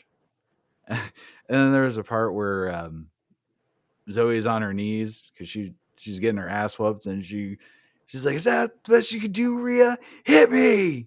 And she kicks her in the face. It's like, Like, oh, I'm gonna do. I got you. yeah, it's so stupid. But yeah, I mean, it was all right. I don't know if it was a pay-per-view level match. Yeah, it was definitely like a match that could have happened on Raw. Yeah, for sure. There's, I mean, the build was nothing. I really like Zoe Stark. I think that's the only reason I watched the match is because she wasn't Raquel Rodriguez or Liv Morgan or some shit. Somebody new. Well, yes, I am a fan of her as well. I just didn't see any scenario where she wins. Absolutely not. You're right. So, yeah, I just could, I just knew she wasn't winning. So, It's if they can build it right and then make her credible, like, okay, maybe she can win, I'll probably be more into it at that point. But yeah, this time around, and even Rhea Ripley is like barely even mentioning her, and the whole feud was like, you keep forgetting about me. Well, it's just, it wasn't. She was just there. when she said, like, I haven't forgotten about you. I just got more important shit to worry about. It's true. Unfortunately. It is true. Well, hopefully Shane But is there's got to next. be someone. Yeah, they did have that tease on Raw. Go Shane at the Royal Rumble into Wrestling Mania. Yeah. We'll see what happens. So finally, man, we just breezed right through that. Finally, we have Judgment Day versus Team Cody. Oh, we're already at the main event. Yeah, we are. That was quick. So yeah, they played up the Orton not showing up thing till the very last second, and Rollins and Balor start. McTurd's next, and he runs in, and his ring gear makes him look like he's carrying a load in his pants. It's just weird.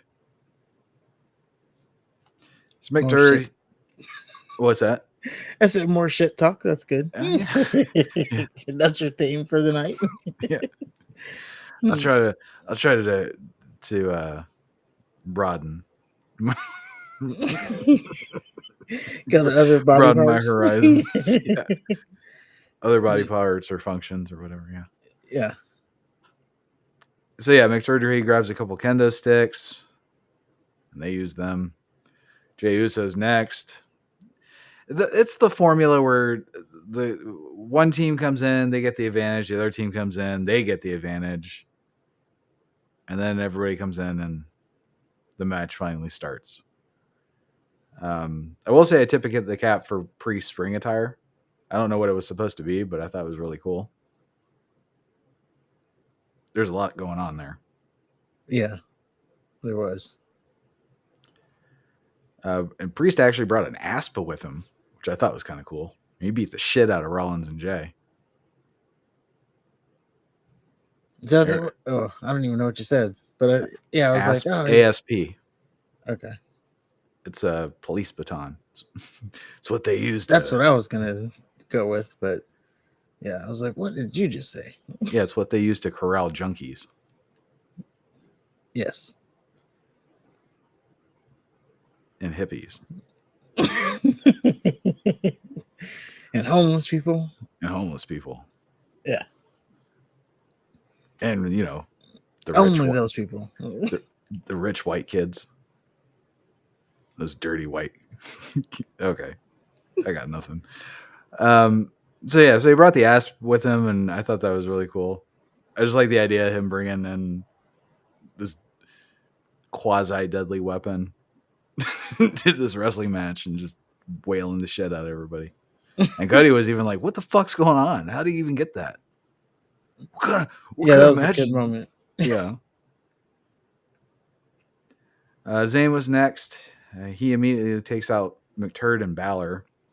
And then the fucker grabs the table. So the crowd was happy there. And then Zayn actually at one point he climbs on top of the cage and he pulls off a piece of pipe from the cage and uses that as a weapon. So I enjoy the weapon aspect of it, I guess. Or at least the creativity of the weapons. It's not just trash cans and kendo sticks and chairs. Yeah. So then McIntyre comes out and he's all traumatized from losing, over a year ago to Roman Reigns. And McIntyre couldn't beat Rollins at the last pay-per-view, but now he's no challenge whatsoever. And then McIntyre immediately goes after Jay. And they have their thing. And Cody comes out. He takes it to Priest, McTurd, and Balor. And then Cody pulls out a bull rope. Then Cody and Seth have another fucking stare down. Because that's just the thing that they got to do. Dominic, he's last for the Judgment Day. He jumps in and just starts dry humping everybody. And then the good guys, their clock runs out, and Randy Orton does not come out. But Rhea Ripley does. She comes out with Damian Priest's briefcase. She runs over to the referee to cash in the contract. But then Randy's music hits. And I was thinking about that whole thing before it happened. And I was like, I wonder if Priest is going to try to cash in. And then what if he does? Like, are we gonna have a match within a match? Like, if he gets the pin on Seth Rollins and becomes champion, but then you have to continue the War Games match. I think that would just be the end of the War Games match too. Well, the match hadn't started because Randy Orton hadn't got there yet, or the fifth Right. man. Well, yeah. So then the title wasn't on the line. I think it would just be a continuation of the existing match. I don't know. I can't see them just restarting the War Games match after Priest cashes in his contract. I don't know. These are the questions I had. Yeah. Like, oh, what are we doing here? If he wins, Like it would be one thing if Seth Rollins was like at ringside or something, not in the match. Like Dakota Kai was, yeah, and then Priest cashed in on him. But they're both participants in the match. So I think it would be the conclusion of the War Games match at the same time as the title change.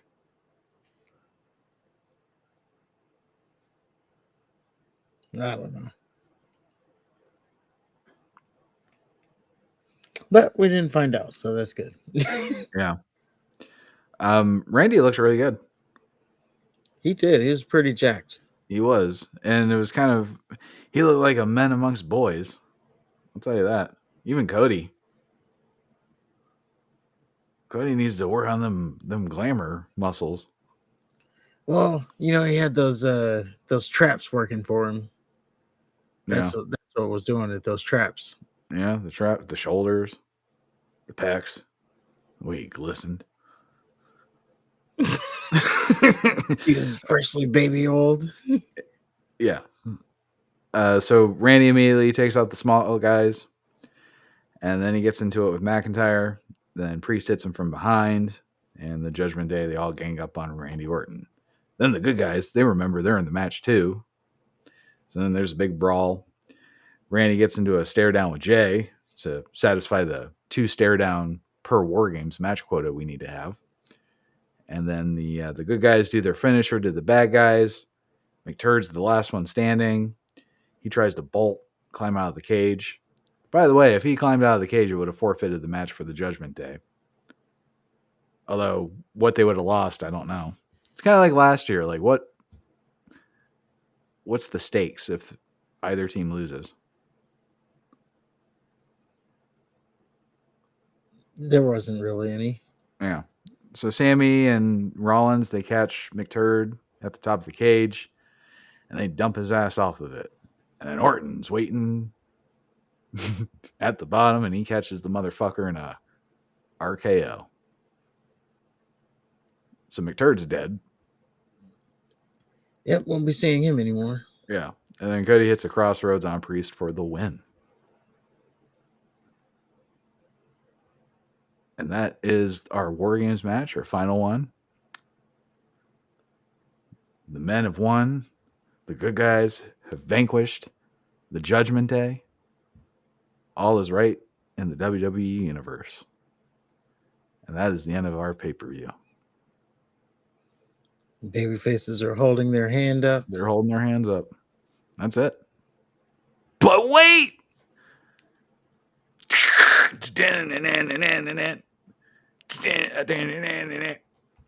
Look in my eyes. What do you see? It's CM Punk in the streetiest clothes I've ever seen anybody wear on national TV. Like this plain white t-shirt, jeans. He probably bought at Walmart. It's probably his own wardrobe. But it's CM Punk, and he's in the WWE. He's back. He ain't doing Fox Sports commentating shit. This is the real deal. CM Punk is in the arena. And it cuts off with him slapping hands in his little entrance. So, I don't know.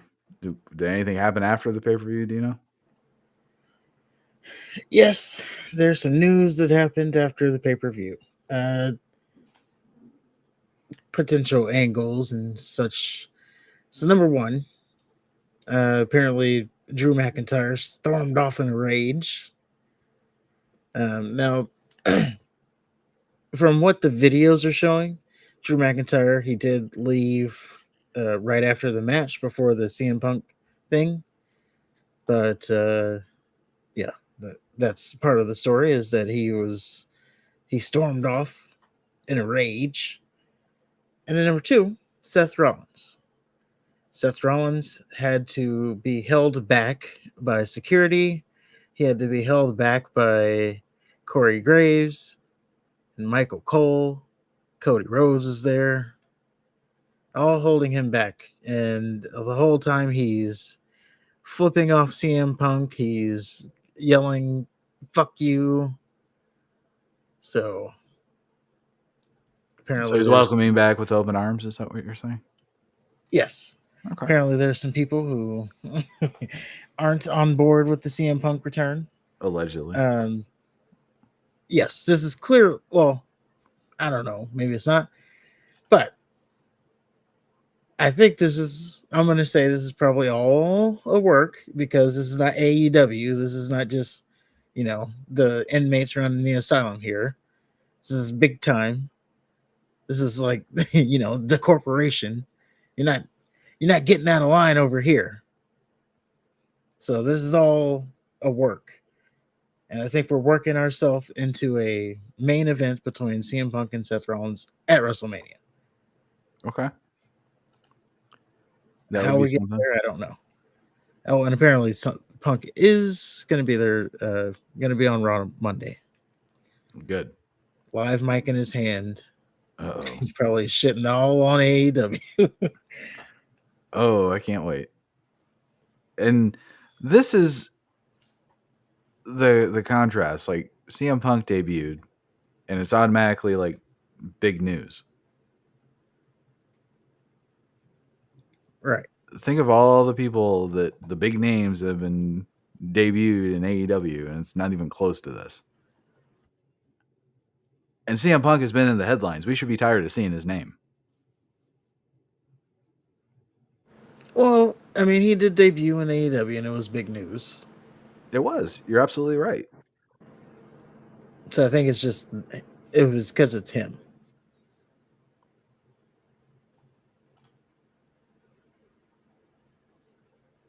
But it's definitely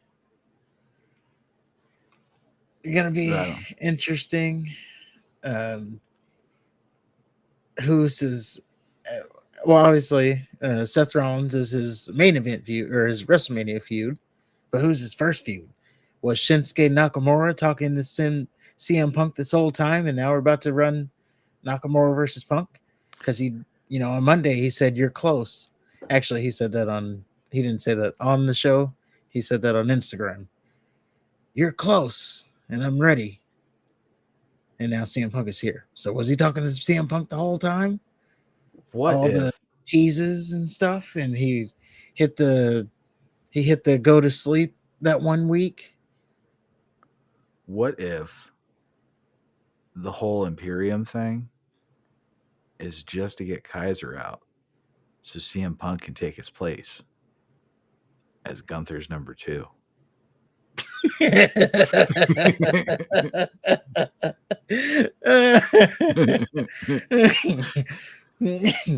Sure. And then CM Punk can uphold the prestige of Imperium. Yeah, that's what he came back for. Yeah. to Tag with be Vinci. right behind Tag Gunther. with Vinci.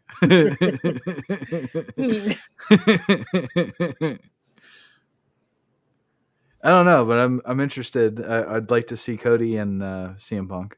I think that'd be a good match. I think that's more interesting than Rollins and Punk, just because they have little words on social media or through interviews or whatever. I don't give a shit about that. Little words. They've had big words. Well, at least, I mean, Seth I don't have the Rollins receipts here, but yeah. Seth Rollins is. I don't like the guy. He's a cancer. Not hiding the fact. Yes. So, and then It just doesn't make me want to see them have a match, though, just because Seth Rollins wants to be a little cunt in an interview. It's the stuff before the match. Okay. And then shout out Micah in the chat, he brought up a good thing. CM Punk, Paul Heyman, Roman Reigns, all in the ring together. That's a moment. Yeah. You know, because Punk was a Paul Heyman guy Yeah. when he had his longest streak. Paul Heyman was right there with him. So There's that's a going to lot be of interesting. possibilities. Yeah, so many different storylines. Do you say it's a good thing for WWE to have Punk there? Yeah, Does he I do. boost the interest? What's that? I said, does he boost the interest? Absolutely. I think he certainly does for the Chicago fans and fans of CM Punk. I think AEW fans will or AEW fans will tune in just out of curiosity. That and the fact that their flagship product sucks so bad. I'm not saying Oh, WWE better, but no, actually, yeah, it is that much better than AEW. But it doesn't make WWE great.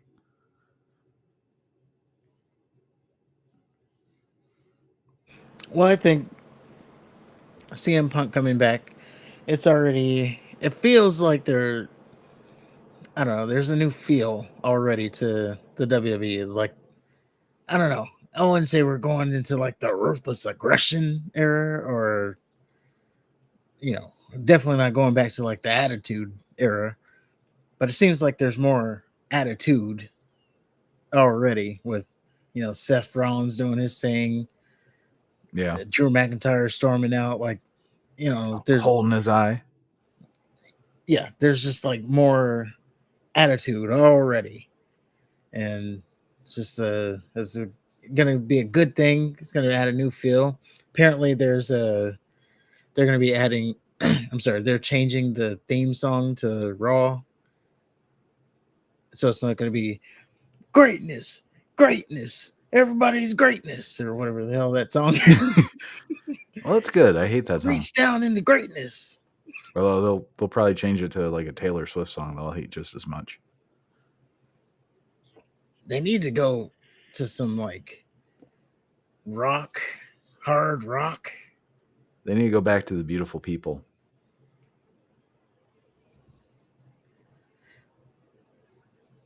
I like the one that was like, I take the rod and yours and my generation.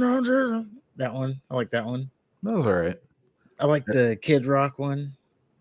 I don't remember the Kid Rock one. Or was it Kid Rock? Maybe I'm misremembering that. I just remember beautiful people.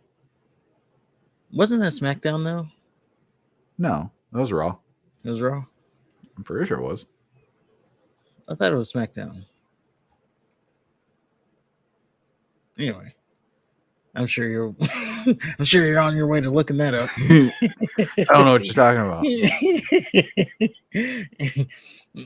I know how those things go. So, um, but yeah, CM Punk, he's gonna have his feud with Rollins. He's gonna have maybe a feud with Cody. He's gonna have a feud with Drew McIntyre.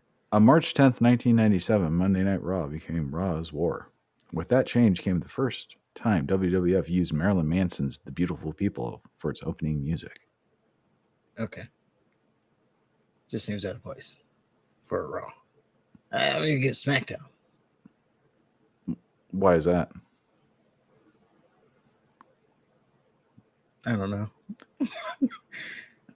I just remember it being associated with the Blue Brain. That's all I remember. Anyway, Oh. I just Google remember doesn't lie. the fire and shit.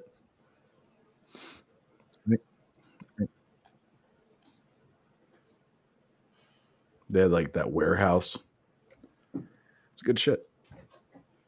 Anyway, back to the thing. back to the topic at hand. Yeah.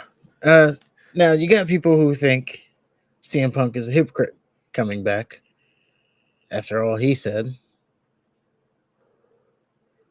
What do you think? I mean, yeah, he said that if he ever came back to the WWE, he would consider his career a failure or himself a professional failure. Of course, he did all that shitting on WWE. Look, there's a whole bunch of people that shit on the WWE and come back. He's not the exception. And he certainly won't be the last one. Is he a hypocrite? No, I think he's just grown. He spent what, 10 years in the WWE being shit on the entire time, or being promised or led to believe his career was going to go one way, and for whatever reason he kept getting the rug pulled out from under him. He kept getting his nuts cut out from behind his back. And he leaves, and it's not like he put in a 2 weeks notice. He just left. So it was very emotional. And then he has an interview fairly soon after he left. I mean, he did take some time, but it was still fairly recent after the Hell in the Cell pay-per-view. And I think he was just very emotional. He just let a lot of shit out. He got some shit off his chest. Maybe he said some shit that he wanted to say to Vince and Triple H that he just couldn't do in person. And they did fire him on his wedding day. That's true. So I don't think it makes him a hypocrite. I think he wants to wrestle again. I think WWE is the best place to do it. I think this is one of the. I think instead of AEW, where he would try to give his advice and his experience, I think it'd be it'd be, turned away or frowned upon almost. I think it'll be more welcomed in WWE. I think he'd be more of an asset. Yeah. I think the WWE side, they listen to their people, their veterans. They're not just gonna ignore it or do the opposite and then say, "Oh, real glass, go cry about it." Right. Jack Perry, look what you've done, Jack Perry. Look what you've done. You've pretty much put him back in WWE. And it's only going to be a good thing, because I don't think Triple H is going to. I don't know. I don't see Punk coming just to be a joke. He might lose, but somebody has to lose. I don't think his issue's always ever been losing. I think it's just how he's lost. Yeah, but I'm talking about where he's going to be facing Seth Rollins probably in the near future, based off of, now maybe they push it out, but this is just based off of the angle that they've already started. Mm-hmm. So he just gets here. Now he's already shoehorned into a Seth Rollins feud. Oh, by the way, Seth Rollins is a champion, so let's just go and put 2 and 2 together. CM Punk is about to be a champion, and he just got back to WWE. And that would be the perfect time for Damian Priest to cash in.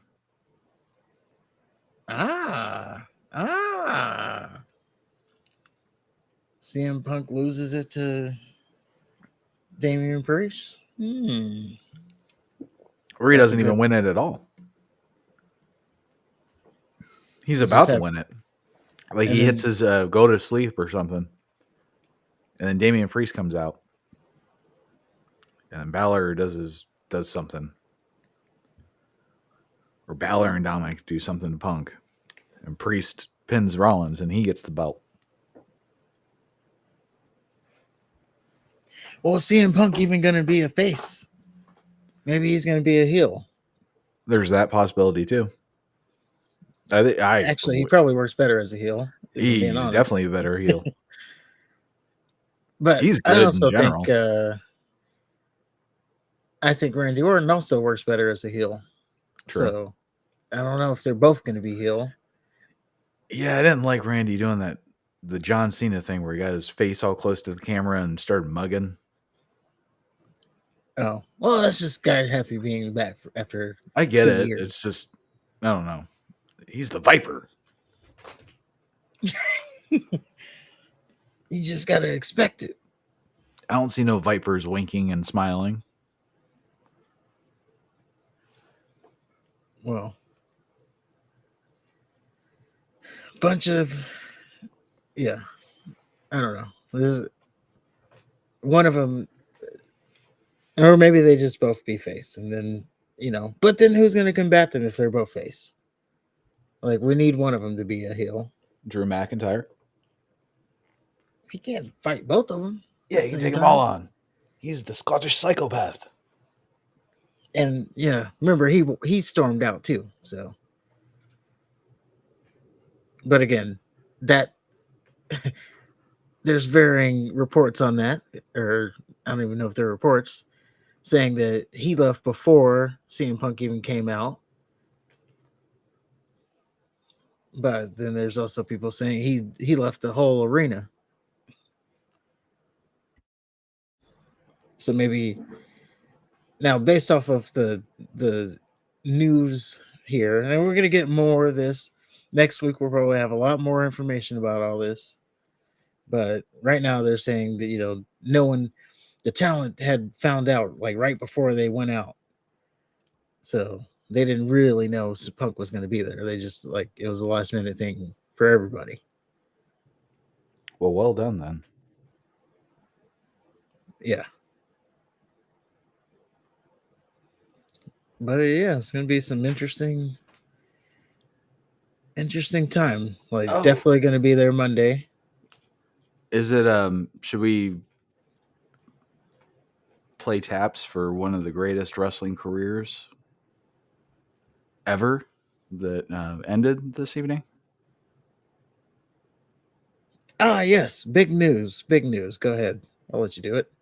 Yeah, so if y'all remember this big hunking piece of shit named Ryback, now he eats fast food and he reviews it just like large women do on other corners of YouTube. Well, he said that if Punk shows up at Survivor Series, he's going to retire from wrestling forever. Well, Punk showed up. And Ryback is a man of his word. So, goodbye, Ryback. Yes, he definitely doesn't go back on his word. Ever. He's a man of integrity. Yes. But if he does keep his word, goodbye, Ryback. The sad thing, though, is we'll never know because nobody wants him. Yeah. So, he can just say he's retired, but yeah. Yeah, he was never going to come back either. It wasn't his choice. But now he's trying to make it like it's his choice. Right. And nope, don't see any updates. Oh, no, I will not be retiring. He had to return to AEW, and that did not happen. Oh, there you go. Move the goalposts. Yeah. Yeah. Oh, and somebody praised him for being a genius marketer. How's that marketing? We're making fun of you. Whatever. It's not like you're going to wrestle ever again, Ryback. All right. Shall we talk about Uncensored? Yes, I think we got everything about the CM Punk. We got our clips. Oh, no, let me go ahead and throw this out there. Yep. Guess what, guys? We are giving away one CM. God damn it. Sorry. I wasn't expecting that. Let me mute. Sit your ass down. Guess what, guys? On the show, we are giving away one CM Punk shirt to one very lucky fan. All you got to do is like the video, be subscribed to the channel, and comment done down below. We'll pick one lucky winner, and you will win a CM Punk shirt, courtesy of the show. Was that good, or should I redo that? Anyway, let's just keep moving. All right. I think that was good. That's good, right? That was good. Whose expenses are coming out of the shirt? What? Who's taking care of the shirt expenses? I got it. It's only. Oh, okay. Yeah, we got a shirt and everything, guys. Just click on the link and We got more details coming down the pike. Yep, it was great. I'm gonna give a shirt away, and I'm gonna use our affiliate link and we get cash back on it. So there you So you're, go. you're gonna spend $30 and get like $1. We get $3. Okay. So anyway, yes. And if you're gonna get your shirt on your own, if you don't win, make sure our affiliate link is down in the description. Pass the like button, and you can find yourself a lucky owner of a CM Punk shirt as well, but through your own money. All right. Well, that brings us to our wrestling rewind. And this week we have WCW Uncensored 1996. The main event is the Doomsday Cage. We have the alliance to get rid of Hulkamania or something. I have it written down somewhere. Versus Hulk Hogan and Randy Savage. And the first thing that we see is a distorted video. Videos. Each of Arn Anderson, Kevin Sullivan, Ric Flair, and Lex Luger. All of the men, they say how they're coming to get Hulk Hogan.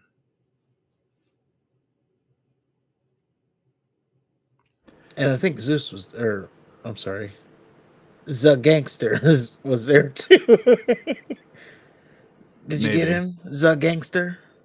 Z Gangsta. I'm sorry, Z Gangsta. Z Boy, Gangsta.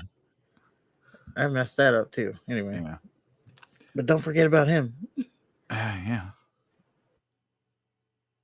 So the first match of the evening is Eddie Guerrero versus Conan for the WCW US title. And I have played this match next to Dragon Lee and fucking Axiom. One is art, the other is complete shit. I'll let you decide.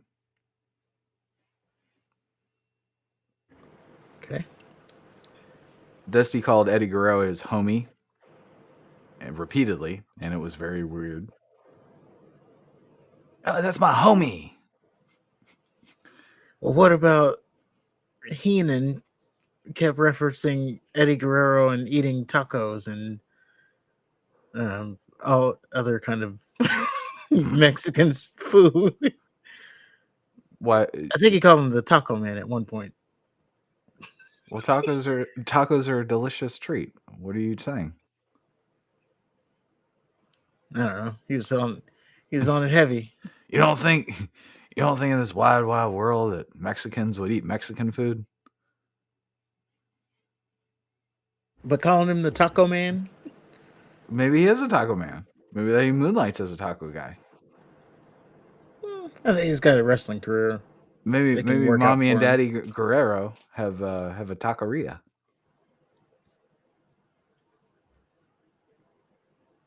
Well, I still think the wrestling thing will work out for him. He's just got to, yeah.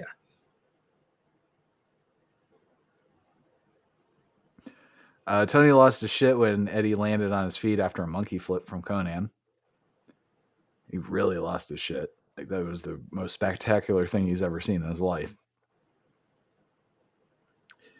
And I thought this was a really great match. Tons of near falls, especially for Eddie. And I actually thought he was going to win. And then we saw shades of heel Conan, both with his body language, his facial expressions. He even lost his temper and slapped the shit out of Eddie. Of course, Eddie didn't back down. And the match ends when Eddie leapfrogs into Conan's face. And then they fall. And Eddie's dick lands on Conan's face. And it hurts Eddie. And for some reason, that's Conan's fault, according to the commentators. I think they actually said he low blowed him. He did. And then well, Conan, as they said, yeah, they said he low blowed him. Yeah. Oh, I don't know. That was on purpose. Yeah, and there's no fucking. It's physically impossible for him to have purposely. Anyway, so Conan tries to shake Eddie's hand after the match, but Eddie's sore. But Eddie and his sore dick, they're not having it, and they just leave, disgusted. And that was match number 1. Pretty good. I liked it. Yeah, pretty good opener. Always good to see Conan. Of course, always good to see Eddie. Yep. And they made reference to the cruiserweight division, so it is here. It is here. So after that, we have Mean Gene Okerlund talking to Colonel Robert Parker. But first, Mean Gene pimps the hotline as usual. And it's worth seeing just for the image of the giant smugly sitting in front of the keyboard, slowly giant typing with one index finger. It's great. I love the giant. Colonel Parker, we learn, is going to be facing a woman tonight. That woman is Medusa. Parker thanks Dirty Dick Slater for training him to beat a woman. And Dirty Dick Slater actually looks like the perfect guy you'd want to ask to train you for that sort of thing. And Parker says he's doing this match for Dirty Dick Slater. He's doing this match for his uncle, Colonel Tom Parker. He's doing it for Red and all the boys, and for Elvis himself. And he's doing it for all the people who love Colonel Parker like a pig loves slop. He's going to take that girl, rub her face in it real good, and do what other men ain't got the guts to do.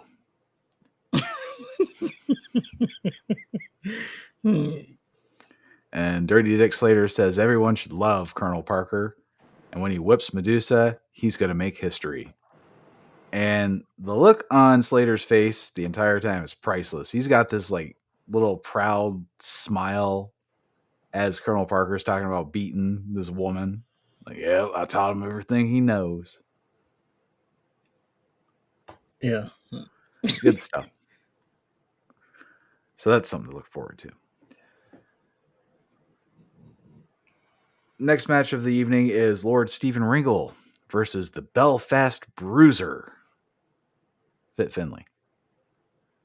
And as the Bruiser comes out, he slaps Regal's guy Jeeves as he's walking to the ring, which I thought was fucking hilarious. He just smacked the little shit out of him. And holy shit, what a match this was. Every move each of these dudes landed was preceded by like this thickening thud or slap of flesh on flesh. Both guys just beat the fuck out of each other. They hit each other really hard. They were dangerous. Like, they worked dangerous. I mean, I don't know. They just had a fight. And I love the shit that, like, when one of them was on their back, they'd still, like, punch him, have the wherewithal to punch him in the face or something. Like when Regal was trying to pick up Finlay, and Finlay just socked him. I think Regal had a similar thing earlier. It's good shit. Mm-hmm. Yeah, it was definitely a hard-hitting affair. And then there was also one point Regal has Finlay, who has like one of the wildest mullets I've ever seen. I don't even know if it's pretty crazy. Yeah. Like, that thing was really mulleted out. But he has him like in a, you would almost say it's a rest hold. It's a rear naked chin lock there on the ground. And then he just takes his elbow and then just like goes right over the bridge of his nose. Oh, yeah. Oh. And then you just hear this thud. Like, golly. Yeah.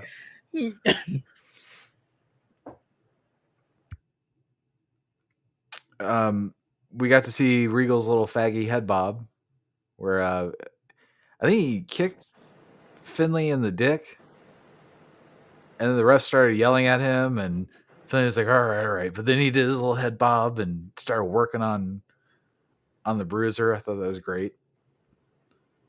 Regal's great. Yes, he is. Regal got busted open. I couldn't tell if it was his nose or not. And Regal lost by disqualification when his blue Regal loses by disqualification when his Blue Bloods, Sir Robert Eaton and Squire David Taylor, come out to whoop on the Belfast Bruiser. Eaton and Taylor pick up and hold Bruiser by his arms so Regal can smack the fuck out of him. And boy, did he. Boy, did he. Bruiser gets up and chases everyone to the back. And yeah, that immediately was my favorite match of the night so far. Yeah, I was in between that match and, well, there's only been 2 matches up until this point, and I was in between the 2. Right. But that, yeah, I like that one. That was a fight. Yeah. Well, it was a good contrast too, because you had the athleticism of Eddie and Conan. Yeah. And then this one was just ugly and brutal. Hard to watch at some points. It's good shit. So Mean Gene talks to Jimmy Hart and the Giant. The Giant will be facing Loch Ness after Jimmy Hart embarrassed him. I don't think they elaborated to how he embarrassed him, but he embarrassed him nonetheless. He embarrassed himself. Yeah. Hart says no one puts their hands. Oh, I guess they didn't elaborate. My bad. Hart says no one puts their hands on him. The Giant says he can start off with rhymes, and he can start off with riddles. But Loch Ness in that ring, I'm going to smoke you like bacon on a griddle. That Giant. Yeah. Then the Giant says that Ric Flair's ass is next because he has the Giant's belt. So after that, Mean Gene talks to Loch Ness. And this fuck is going into the match alone after his falling out with Jimmy Hart and the gas station he worked at. And he stumbles into the interview with his attendant uniform and 3 teeth. He calls Hart a weasel face. And Gene's like, a weasel face? Loch Ness is like, yes, that's how I describe him. Now, Hart promised me a title shot against Hogan in the Doomsday Cage, but he pulled the rug out from under me. Then Loch Ness says he's going to take his anger out on the Giant. And if he gets his hands on Hart, he'll know all about it. And then Gene offers to introduce Loch Ness to a dentist. Yes. And one of probably, I mean, you put that promo up against Shotzi's promo, and I think that was the worst promo. Loch Ness's? Yes. He was like pausing. Like he would say some lines and then he'd just pause and sit there for a couple of seconds. And yeah, it was like he did the Elizabeth thing. What, he was waiting for a reaction? He was backstage. So was Elizabeth. Well, she was backstage. She said some shit. Then she waited like 10 seconds. Then she said some shit. Waited 10 seconds. It was almost like she was reading from a cue card.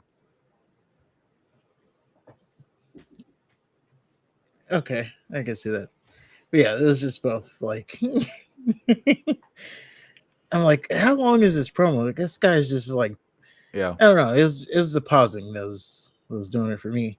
I was just mesmerized by how big his head is. I thought he had such a promising future in front of him. You know, he's going to be like multiple time over world champion. Mm-hmm. I was really shocked that this is what came of him. What's pretty amazing that the first time we saw him, he was the secret weapon for Kevin Sullivan, and then now he's wrestling the Giant within a month. Yeah, and there's a new secret weapon. Yeah, so there's 2 new secret weapons. Yeah. So it's like somebody looked at him and said, "Oh, we can't have this fucking piece of shit in the main event." Billed at 700 pounds, remember? Oh yeah, right. Well, after that, we had Colonel Parker versus Medusa. And Parker comes out in his slave owner suit, not ready to wrestle at all. At least that's what I thought. I thought he just came out in a suit. And Medusa comes out smiling like a cheerleader.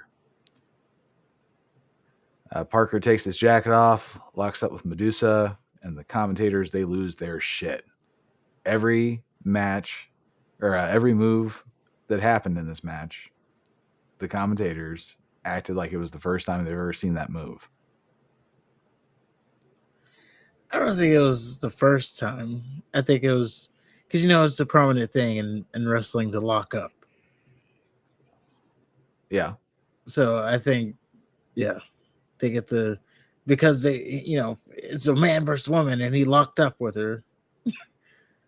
I think that was just they really Play was taboo. he locked up with her. Oh my god! Okay. Okay. Yeah. I guess if you look at it that way, it was just, I don't know. It was just a little over at the top.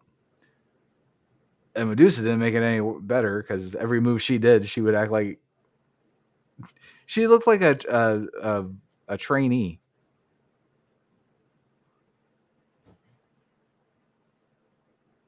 Like she hit a tip hit toss. She was astonished that she hit it.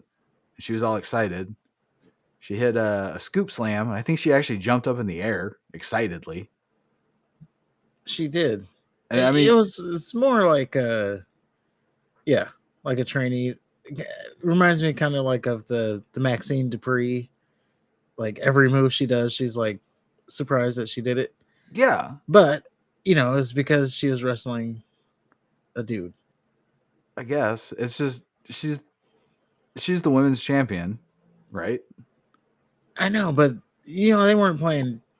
It's not WWE today. I just would. it was, it was, like they kept saying, "Oh, well, it is a man. He's superior," and Well, I mean, stuff like that. it And then showed too because anytime Robert Parker would do anything, he just like if he wanted to rip Medusa's head off, he could have. It yeah, just seemed like he would do something and then just stop, and then take a whole bunch of moves. She actually kicked his ass. there was that one moment though. He got her in that chokehold, and he was and he had her up in the air, and then he was like, "Well, it's," or they were all. It was like, "Well, it's over. Fun and games are over." And then he did that choke slam to her, and it was Yeah. like, yeah, it's like it was fun while it lasted. And then even in the replay, he was like, "Oh, you see, Medusa got the body slam, but then the Colonel had words with her." He was he was great with it. Yeah. Yeah. Had words with her, and he's choking. Domestic abuse is funny. Well, So the match ends after Medusa hits a German suplex on Parker. She bridges up for the pin, and Slater, who ended up coming out to give moral support to Parker, he breaks up the pin from the outside, and then Parker just rolls on Medusa, and he pins her. because she can't kick out because he's a dude. I guess. Then Shivani and Heenan, they laugh. She can German suplex him, but she can't kick out. Yeah. Okay. Yeah, they laugh at Parker. And after that, I love that he had to cheat to win, and even though it was yeah, he's talking all this big games, like I'm gonna beat that woman. And then he I had to hated cheat. this, but I will say it's probably like the best way you could have done something like this. Any Fair enough. offense, because Parker was like 3 times her size. So any offense that he did, it was automatically like there's nothing she could have done, and that's true. If Parker wanted to get serious, there was nothing Alondra Blaze. She could kick him in the balls. That's about it. Maybe go for an eye. But it seemed, I don't know, like I guess there wasn't anything obvious to me as to why he would just not. He would lock up with her and then just stop, or he'd pick her up and start spinning her, but then he got dizzy. I was thinking, and I'm going to say this on the air, so take it Okay. for what it is. I was thinking during this match, I don't know if there's a woman alive, woo, alive that could beat me up. I was just thinking that. Anyway, Is this right when you didn't you say something to the effect on gay people as well? what? I'm pretty sure you said, you said there's not one of them alive that can I take you. didn't say that. What? Yeah. First of all, there's not, but I didn't say that. Okay. There's not. So, but you But did I say that. couldn't. You I just said didn't that. say that. But you I just didn't did. say that. You But I just want did to now. clarify that there's not. I didn't say that, but I'm saying that. Okay. Yes, I didn't say that, but I just want to make sure that we I think are you all did. under the agreement that if that scenario comes up, there's not. I Okay? didn't just pull that out of my rump. I didn't say it on air. Maybe I told you that in confidence. Oh well. You put me all out. But to be clear, there's not. But I didn't say that. Yeah. All right, fair enough. So Lee Marshall talks to the Road Warriors. Marshall says everyone wants a shot at the Road Warriors, but he has a feeling they want a shot at everyone else. As a matter of fact, that conversation was off of air because I told you three. If it was 3v1, but they were Okay. on that team, then Then I apologize. It seems to have bled together. Yeah. Okay. Wait, go ahead and say something. Nope. Tell That one was of my it. dark secrets. That was it. All right. Animal says they want to kick everyone's butt, and Sting and Booker T are going to find out why they're called the Chicago Big Bullies, even though they're from Minnesota. Hawk says he and Animal are going to remove Sting and Booker T's brainstem, so they have to wear adult diapers for the rest of their lives.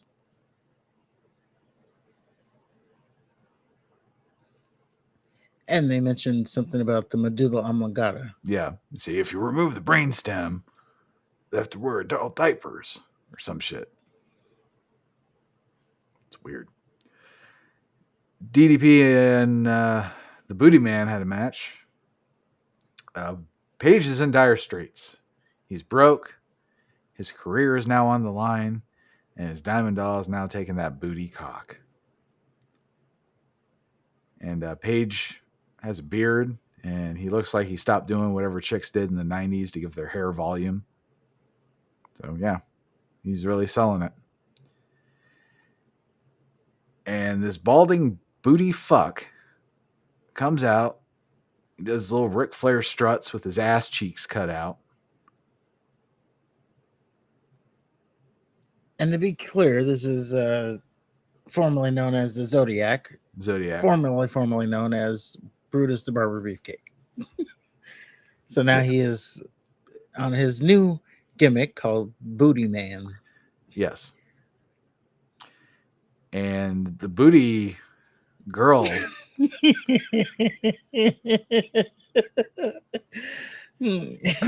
comes out to the ring to give support to the booty man by saying things like, he's so cute, and she wants him to be her boyfriend.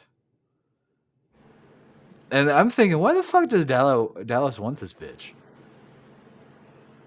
I don't know. She's looking kind of good there. She did look good, but I mean, she just got surely, as Heenan said, she just has to know her place.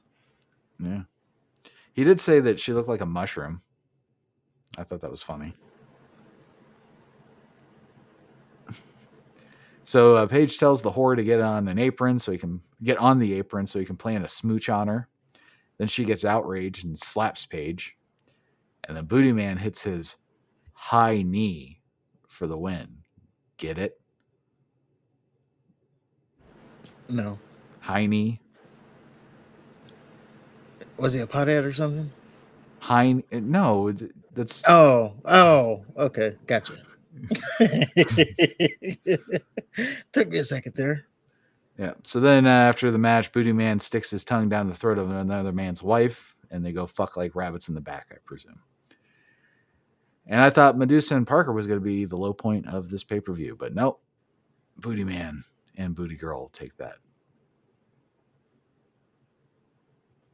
Yeah, not the best match. No. I like the Parker match, but this match, yeah. I didn't hate the Parker match. That's all. That's about as far as I Well, got. yeah, like is probably a little Yeah. harsh, but It was something to watch. yeah. I don't ever want to watch Booty Man ever.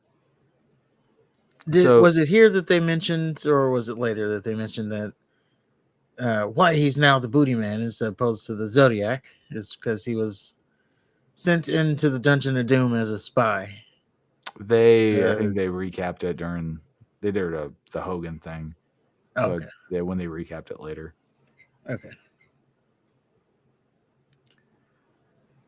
So Mean Gene talks to Lex Luger. Gene is jealous that Booty Man gets what's her face's pussy. And then he says, Jimmy Hart says that tonight is the last night he's managing Lex Luger because he's a man of his word. And it's more inside baseball that we're not privy to. If only they had like a weekly show where they could fill in the gaps for the pay-per-views. I know, right? So Couldn't then be bothered watching that. Nope. Then Hart sobs, tells Luger he loves him, and then hands him a jacket. Then Luger says he's between a rock and a hard place. On one hand, he's going to be in the most dangerous match in wrestling history.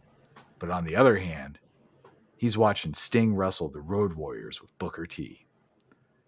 Luger says he's watching Sting's back. And I like Luger a lot, but he's definitely not a promo guy.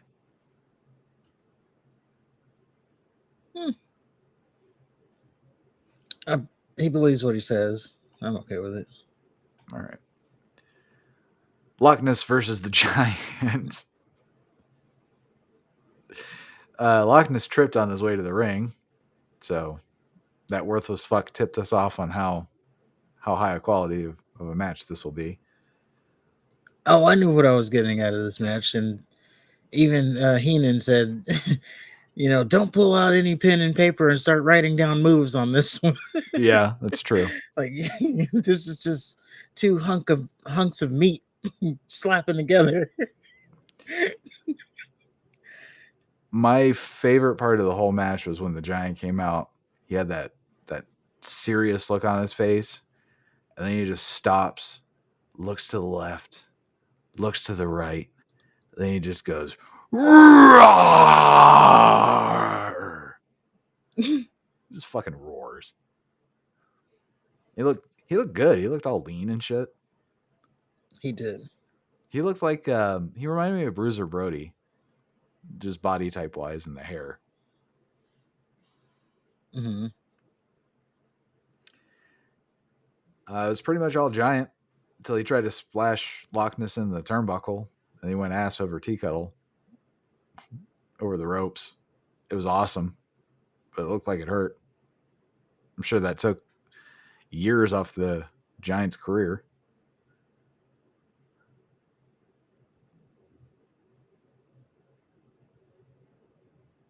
Loch Ness sets up Giant for a couple elbows. Giant rolls out of the way of the second fat fuck elbow. And Giant hits a monster clothesline and kicks Loch Ness in the face.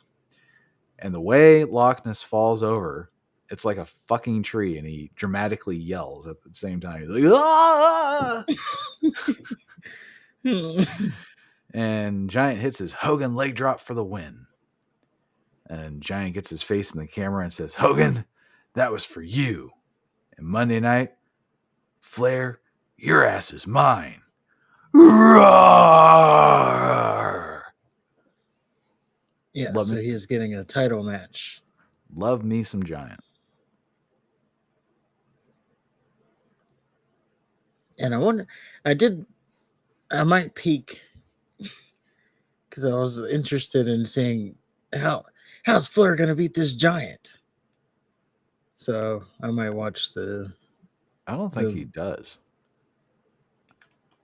I'm not sure. yeah. I remember Giant winning. So yeah, I might watch that Nitro just Yeah. to just to see it. So Lee Marshall talks to Sting and Booker T after the Giant match. Marshall says both men are coming together over a common goal. Booker says his priorities are getting to the Road Warriors. He says he's turning this into a Harlem street fight, and it's going to be on like neck bone. Sting gets a little too comfortable with his hood talk in front of Booker.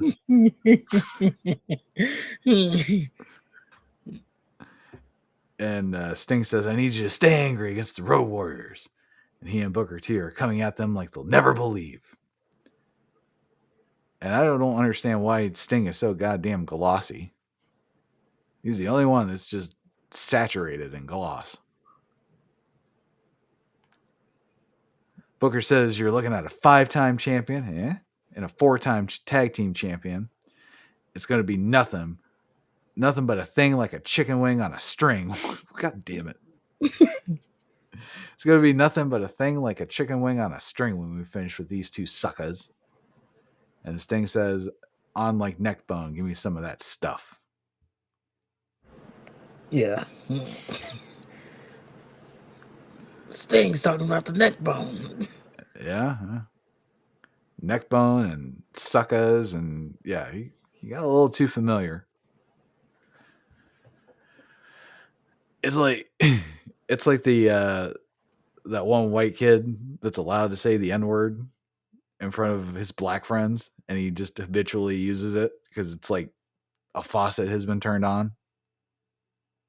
Yeah. Like I'm free. Well, you said it a little too much now. Yeah, we might have to revoke. So the Road Warriors face Sting and Booker T in the Chicago street fight that has rope breaks.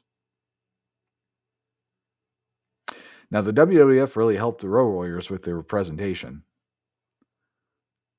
because the football pads with the spikes glued on, not as much of an effect as the red spiked pads or the red pads with the black spikes. Yeah. For me, it was the music. Like, well, first of all, no one really had good music True. all night. Like, I was like, oh, at least we're gonna get to hear Booker T's music. Nope, it was Sting's music, Yeah. and not the good Sting music, like the Venice Beach Sting music.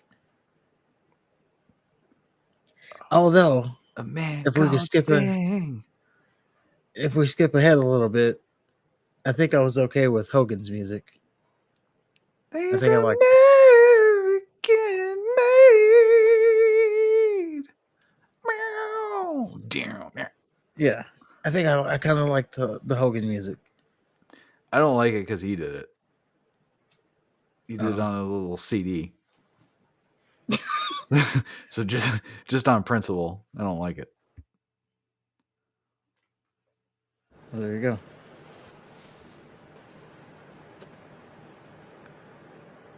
So Hawk attacks Sting and Booker T before they get to the ring, and they did the split screen shit during the match, and I was not interested. They did the split screen at points where they were all like in the same area. Like there's no reason to have it. It's dumb. Yeah, I mean, yeah, they're like back to back with each other, Yeah. and they got the split screen going. You could see all of them are in the same split screens. Yeah, like the body parts are crossing over. Yeah. It's so stupid. It's like they just learned how to do it, so they had to abuse it. So at one point, Sting goes all the way to the catering area to grab a chair, and comes back and takes out Animal. Then he starts assaulting Hawk, and Booker T helps him out. And then this dumb fuck drops the chair to try to pull Hawk's pants down or something. I don't know what he was doing. So naturally, Animal gets in the ring. He grabs the chair and starts wailing on Sting and Booker T. Didn't see that coming. it was about it's about this time I was saying to myself, man, this is a long fucking match. Long match. Went on It forever. did. It seems like it felt like it was the longest match on the card, and It it it was was also close to weird it. that that Doomsday match probably went on pretty long too. Yeah, they're about the same But length. it was weird. The Sting, he would go to get stuff, and he was just like casually walk back. Yeah.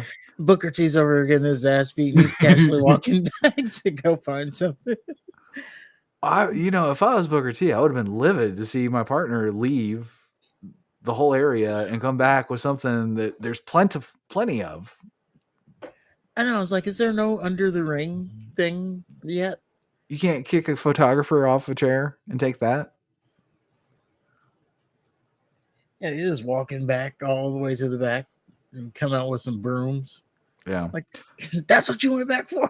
Yeah, that's the second time he went back to catering. And Tony's like, I've never seen anything or I've never seen Sting like this. All in a hushed tone. Like, Oh yeah, the oh first one man. was for the chair.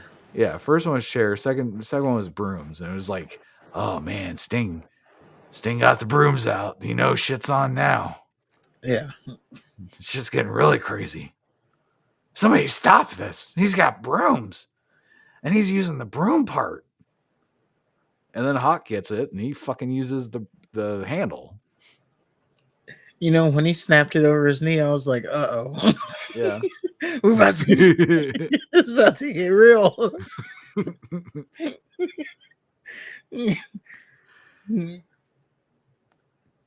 So Booker T, I guess he saw Sting do it twice, so he then goes to the back. An animal follows him. And Luger's in the back powdering his pussy in front of like this tiny little mirror where these two guys are fighting. Stevie Ray comes. I'm sorry, we'll jump ahead a little bit. Animal accidentally hits Luger, and this sets Luger off, and he starts beating the fuck out of Animal. Then Stevie Ray comes out of nowhere, and he helps Luger fuck up Animal, even though I thought they were enemies. And Luger's repeatedly screaming, "You ruined my sheen!" Because apparently, it's like, look, I gotta go out there looking like this. yeah, you ruined my sheen. Good stuff. So Jimmy Hart, Stevie Ray, and Luger tape Animal to a pipe, so there's no way he'll ever escape that. Booker T comes back to the ring to fuck up Hawk. Booker misses a Harlem hangover, so Stevie Ray comes in, hits Hawk with the back of the head with a chair, and despite all the other chair shots Hawk has endured this evening, this one was enough. Animal is screaming in rage by the pipe, and we find that he has handcuffs now, so it's more believable. Sting and Booker T are arguing over who's going to get title shots as a result of this, and then Stevie's whooping Animal like a slave with a chair. I thought Sting and Luger were the champions. I don't know what the fuck. Maybe. I don't know. Sure. Yeah, I thought they were the champions. Nobody had belts on, so I don't know. Yeah, it was weird. But I thought they were the champions, and then Harlem Okay. Heat gets the title match because they won the match or something. Okay. I mean, that makes sense. If they said it, then I missed it. To me, it seemed like they didn't establish who the champions were. Yeah. Oh, and then if I could jump back a little bit. By all means. I just wanted to point something out here. So, Alondra Blaze versus Colonel Sanders. Wow, that's way back. Yeah. I just wanted to point out that, they mentioned that she came over from WWF. She threw the title in the trash. And she did that. And now her moment is to be wrestling Colonel Sanders. Yes. So, there you go. I forgot to point that out.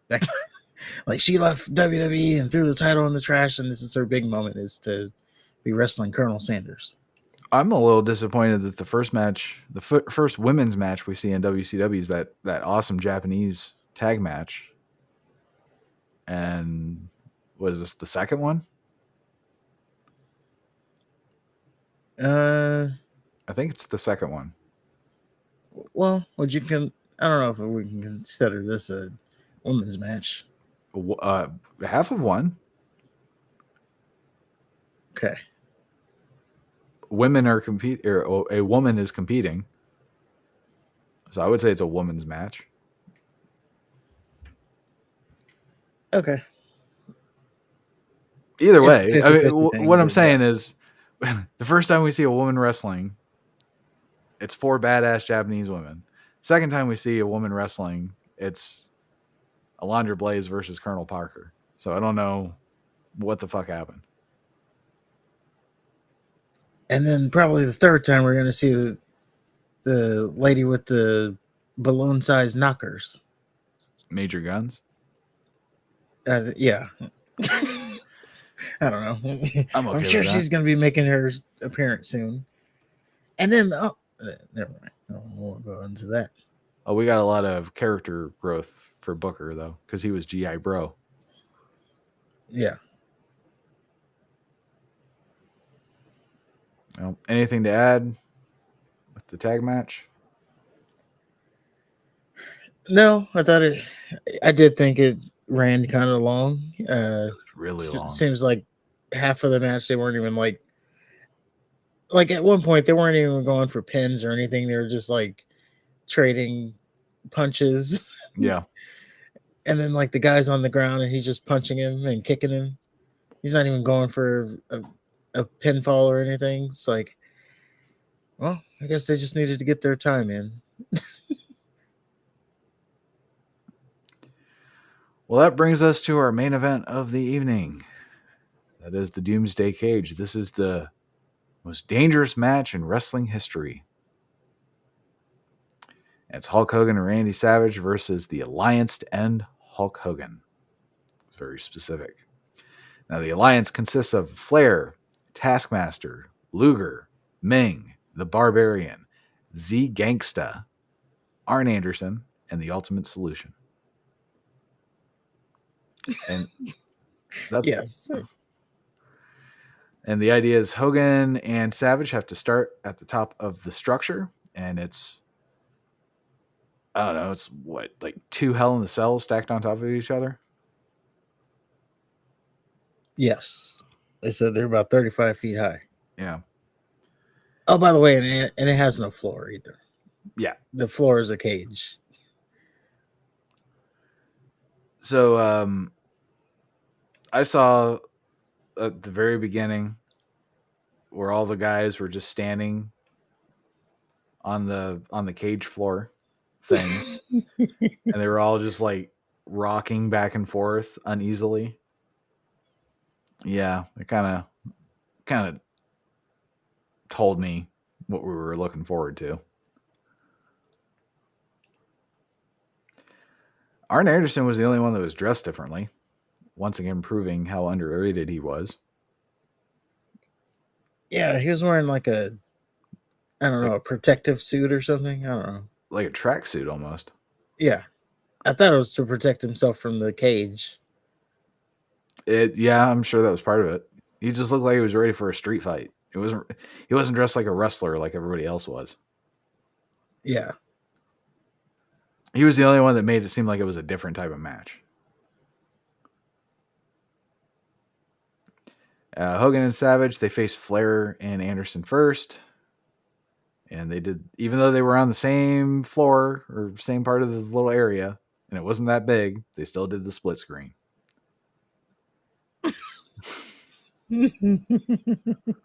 It's just as pointless as it was in the first match that they did it on. And I'm watching these people wrestle in this cage, and I'm thinking, man, you got three cages stacked on top of one another. One wrong thing happens, and this becomes the darkest day in wrestling history. Well, if you went through the top floor, maybe the second floor stops you. Maybe, But yeah, you maybe. could also then fall straight down. I don't know if a 300-pound man is falling. on this flimsy little cage. Yeah, the momentum takes them all the way down. I just don't know if there's any creator alive that I would trust. It's a good thing this was before Owen. That would have changed things. So there's a moment where Flair passes a weapon down to Sullivan in the lower cage. So he passes the weapon to Sullivan instead of actually using it. Smart strategy.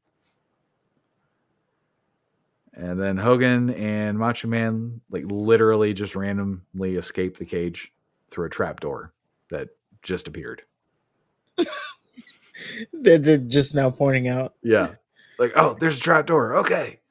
And then they said, "Oh, if they get through that trap door, then Hogan and Arn Anderson are eliminated from the match." But they didn't ever leave the match. I I don't missed know. that. The rules were weird. Yeah. I don't think they Yeah, they know the said rules. once they they said once they get out of the first level, then they get to the second level, then the two competitors are eliminated. Oh, okay. So they were supposed to be eliminated, but they never left. Gotcha. No, they didn't leave at all. So Hogan and Savage, they get to the next level and face the Taskmaster, Luger, Ming, and the Barbarian. The Taskmaster tries to use the weapon Flair handed to Hogan, but Hogan just has a chain. So all the time, Savage and Hogan spent up top fighting Flair and Arn Anderson. The bad guys on the lower level did not take the time to clear the weapons that Hogan and Savage could use against them. That Just my thing was why why weren't they all charging at once? that too. It's like that doorway was too much. They like wouldn't pass through that doorway. Oh, and the best part was Flair and Anderson eventually find the mysterious trap door, and they join Yeah, the other cage. So like they spent 20 minutes trying to figure out how to open up this this trap door and then fall through it. And then when they finally yeah, do, Hogan has there's a door in the middle of this cage. So he locks the Ming and the Barbarian out. So it's Luger, Savage, Taskmaster, and Hogan. And then Hogan and Taskmaster, they fight to the scaffolding. And Hogan, the white meat American babyface, proceeds to try to throw Sullivan from the scaffolding, where he will surely die. yeah. 2 stories up, he's trying to kick him off. He's got Even the ref is like, "Please stop." yeah. Hogan's got his boot on his face, pushing him off the scaffolding, and Sullivan's screaming in terror. Hogan's the babyface. And he was like holding on for dear life. Well, fortunately, Sullivan saves himself by punching Hogan in the dick. And then Hogan and Sullivan, they fight to the floor. And they're followed by Luger and Savage. Then all four men fight their way to the real wrestling ring. Hogan grabs Michael Buffer's microphone and starts beating the shit out of Sullivan with it. I think he The broke baby it. face. Yeah. After beating Sullivan's ass in the real ring for a while, Hogan and Sullivan fight back to the cage, the Doomsday cage. Then Hogan and Savage trade opponents so Hogan and Luger can fight. And then at one point, Shivani said the other people in the ring escaped, but they're nowhere to be seen. So I don't know what the fuck that was. Like, oh, they escaped the cage, and then they're slowly in an orderly fashion going down the scaffolding, but you never see them. Yeah. And then my next question, because at the top level, when they got through that trap door, they had won that level. But then why didn't the same rules apply when they got out of the second level? Because they escaped through the scaffolding, they didn't escape through the cage. So it didn't count. That's But then they what never I went would back think. up to that level. Nope, they sure didn't. Oh, the rules. Yeah. That was my confusion. It's like, wait, they passed level 2. Why? What is happening here? Yeah, I said that pretty much throughout the whole match. Like, what is going on here? So while Hogan, Savage, Sullivan, and Luger are having their normal match, Z Gangsta comes out with the ultimate solution. So Solution and Gangsta take Hogan and Savage back to the Doomsday Cage because they've gone back and forth like about 2 or 3 times now. Solution and Gangster proceed to beat the fuck out of Savage and Hogan. And Taskmaster is standing outside of the cage, just poking at each of them with a stick. And also, there's like a disco ball or something going off Yeah, because the lights keep changing. yeah, it's weird. Where the fuck did he get the stick? Where did he come from? I don't know. Where did he go?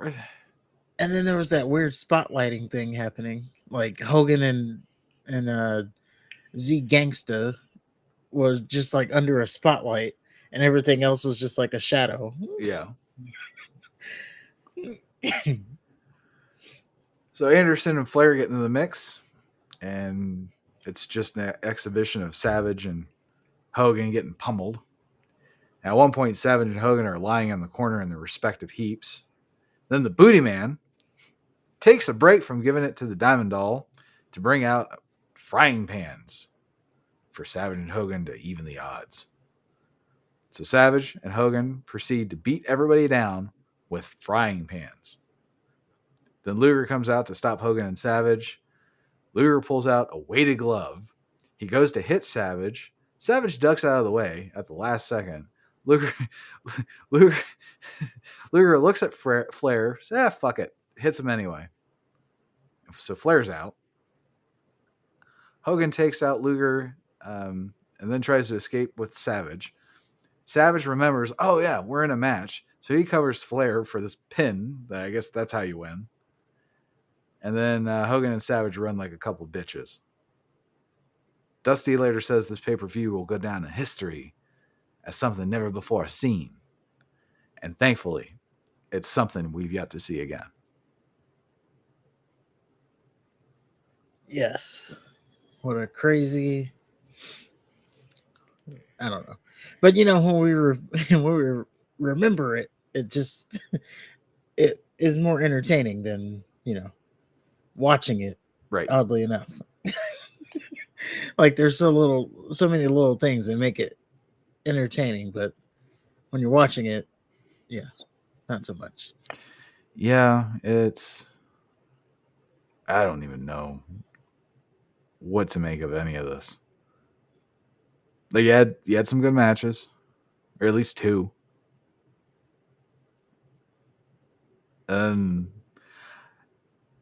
I don't see how. I would imagine like a group of people discussed what was going to go on. They probably talked about it with Hogan. I'm sure they talked about it with Flair. I just don't see how none of them said no. This is bullshit. But give them credit for topping Hogan beating up 10 guys at once. Yeah, I mean they're trying, I guess. Yeah.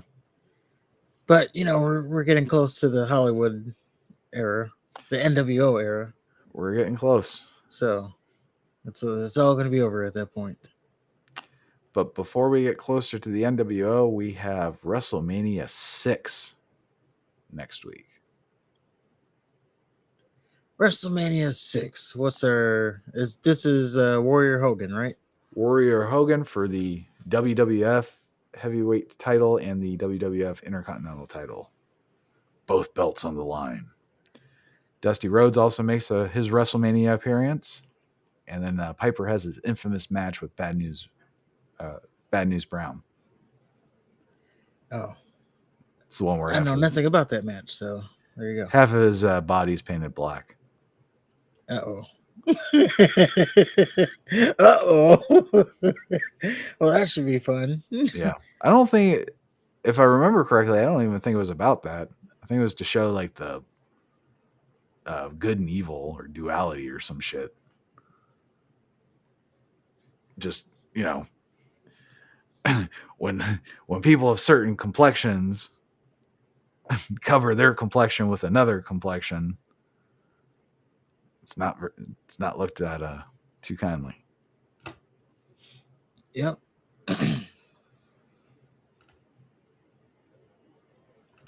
That is, you can't go blackface. We'll just say that. Yeah, But that is something to look forward to. And then it is. after that we have what was it? The I think you said Slamboree. Oh, give me 1 second. I think it's Slamboree. I think that's what I remember. It is. Well, load, you bastard. Yeah, Slambury. Good memory. Yeah. Then it's the Great American Bash, and I believe that's when. That's it. That's the one. We might have to start watching the weekly show at that point. And then Bash of the Well, we Beach. could. Oh, I was saying we could watch it. We just don't have to cover it. Oh, But then that's adding a lot of, lot more wrestling. for nothing. Yeah. Nah, I think we're good. I'll probably watch it just because. Oh, maybe I don't know. I mean, if you have the time. That's the problem. But we'll figure it out. But on that note, if you agree, well, yeah. Yeah. If you agree with anything, let us know in the comments below. If you disagree with anything, let us know in the comments below. Don't forget, again, to hit the like button, hit the subscribe button if you haven't already. Thank you to all the people who came through. I know you were wanting to hear about CM Punk. We got there eventually, and hope we fulfilled your Punk needs. Once again, we're giving away a shirt. I don't know when we'll do it exactly, but we'll do it. And is there anything else? Just have a good night. And until next time, top guys.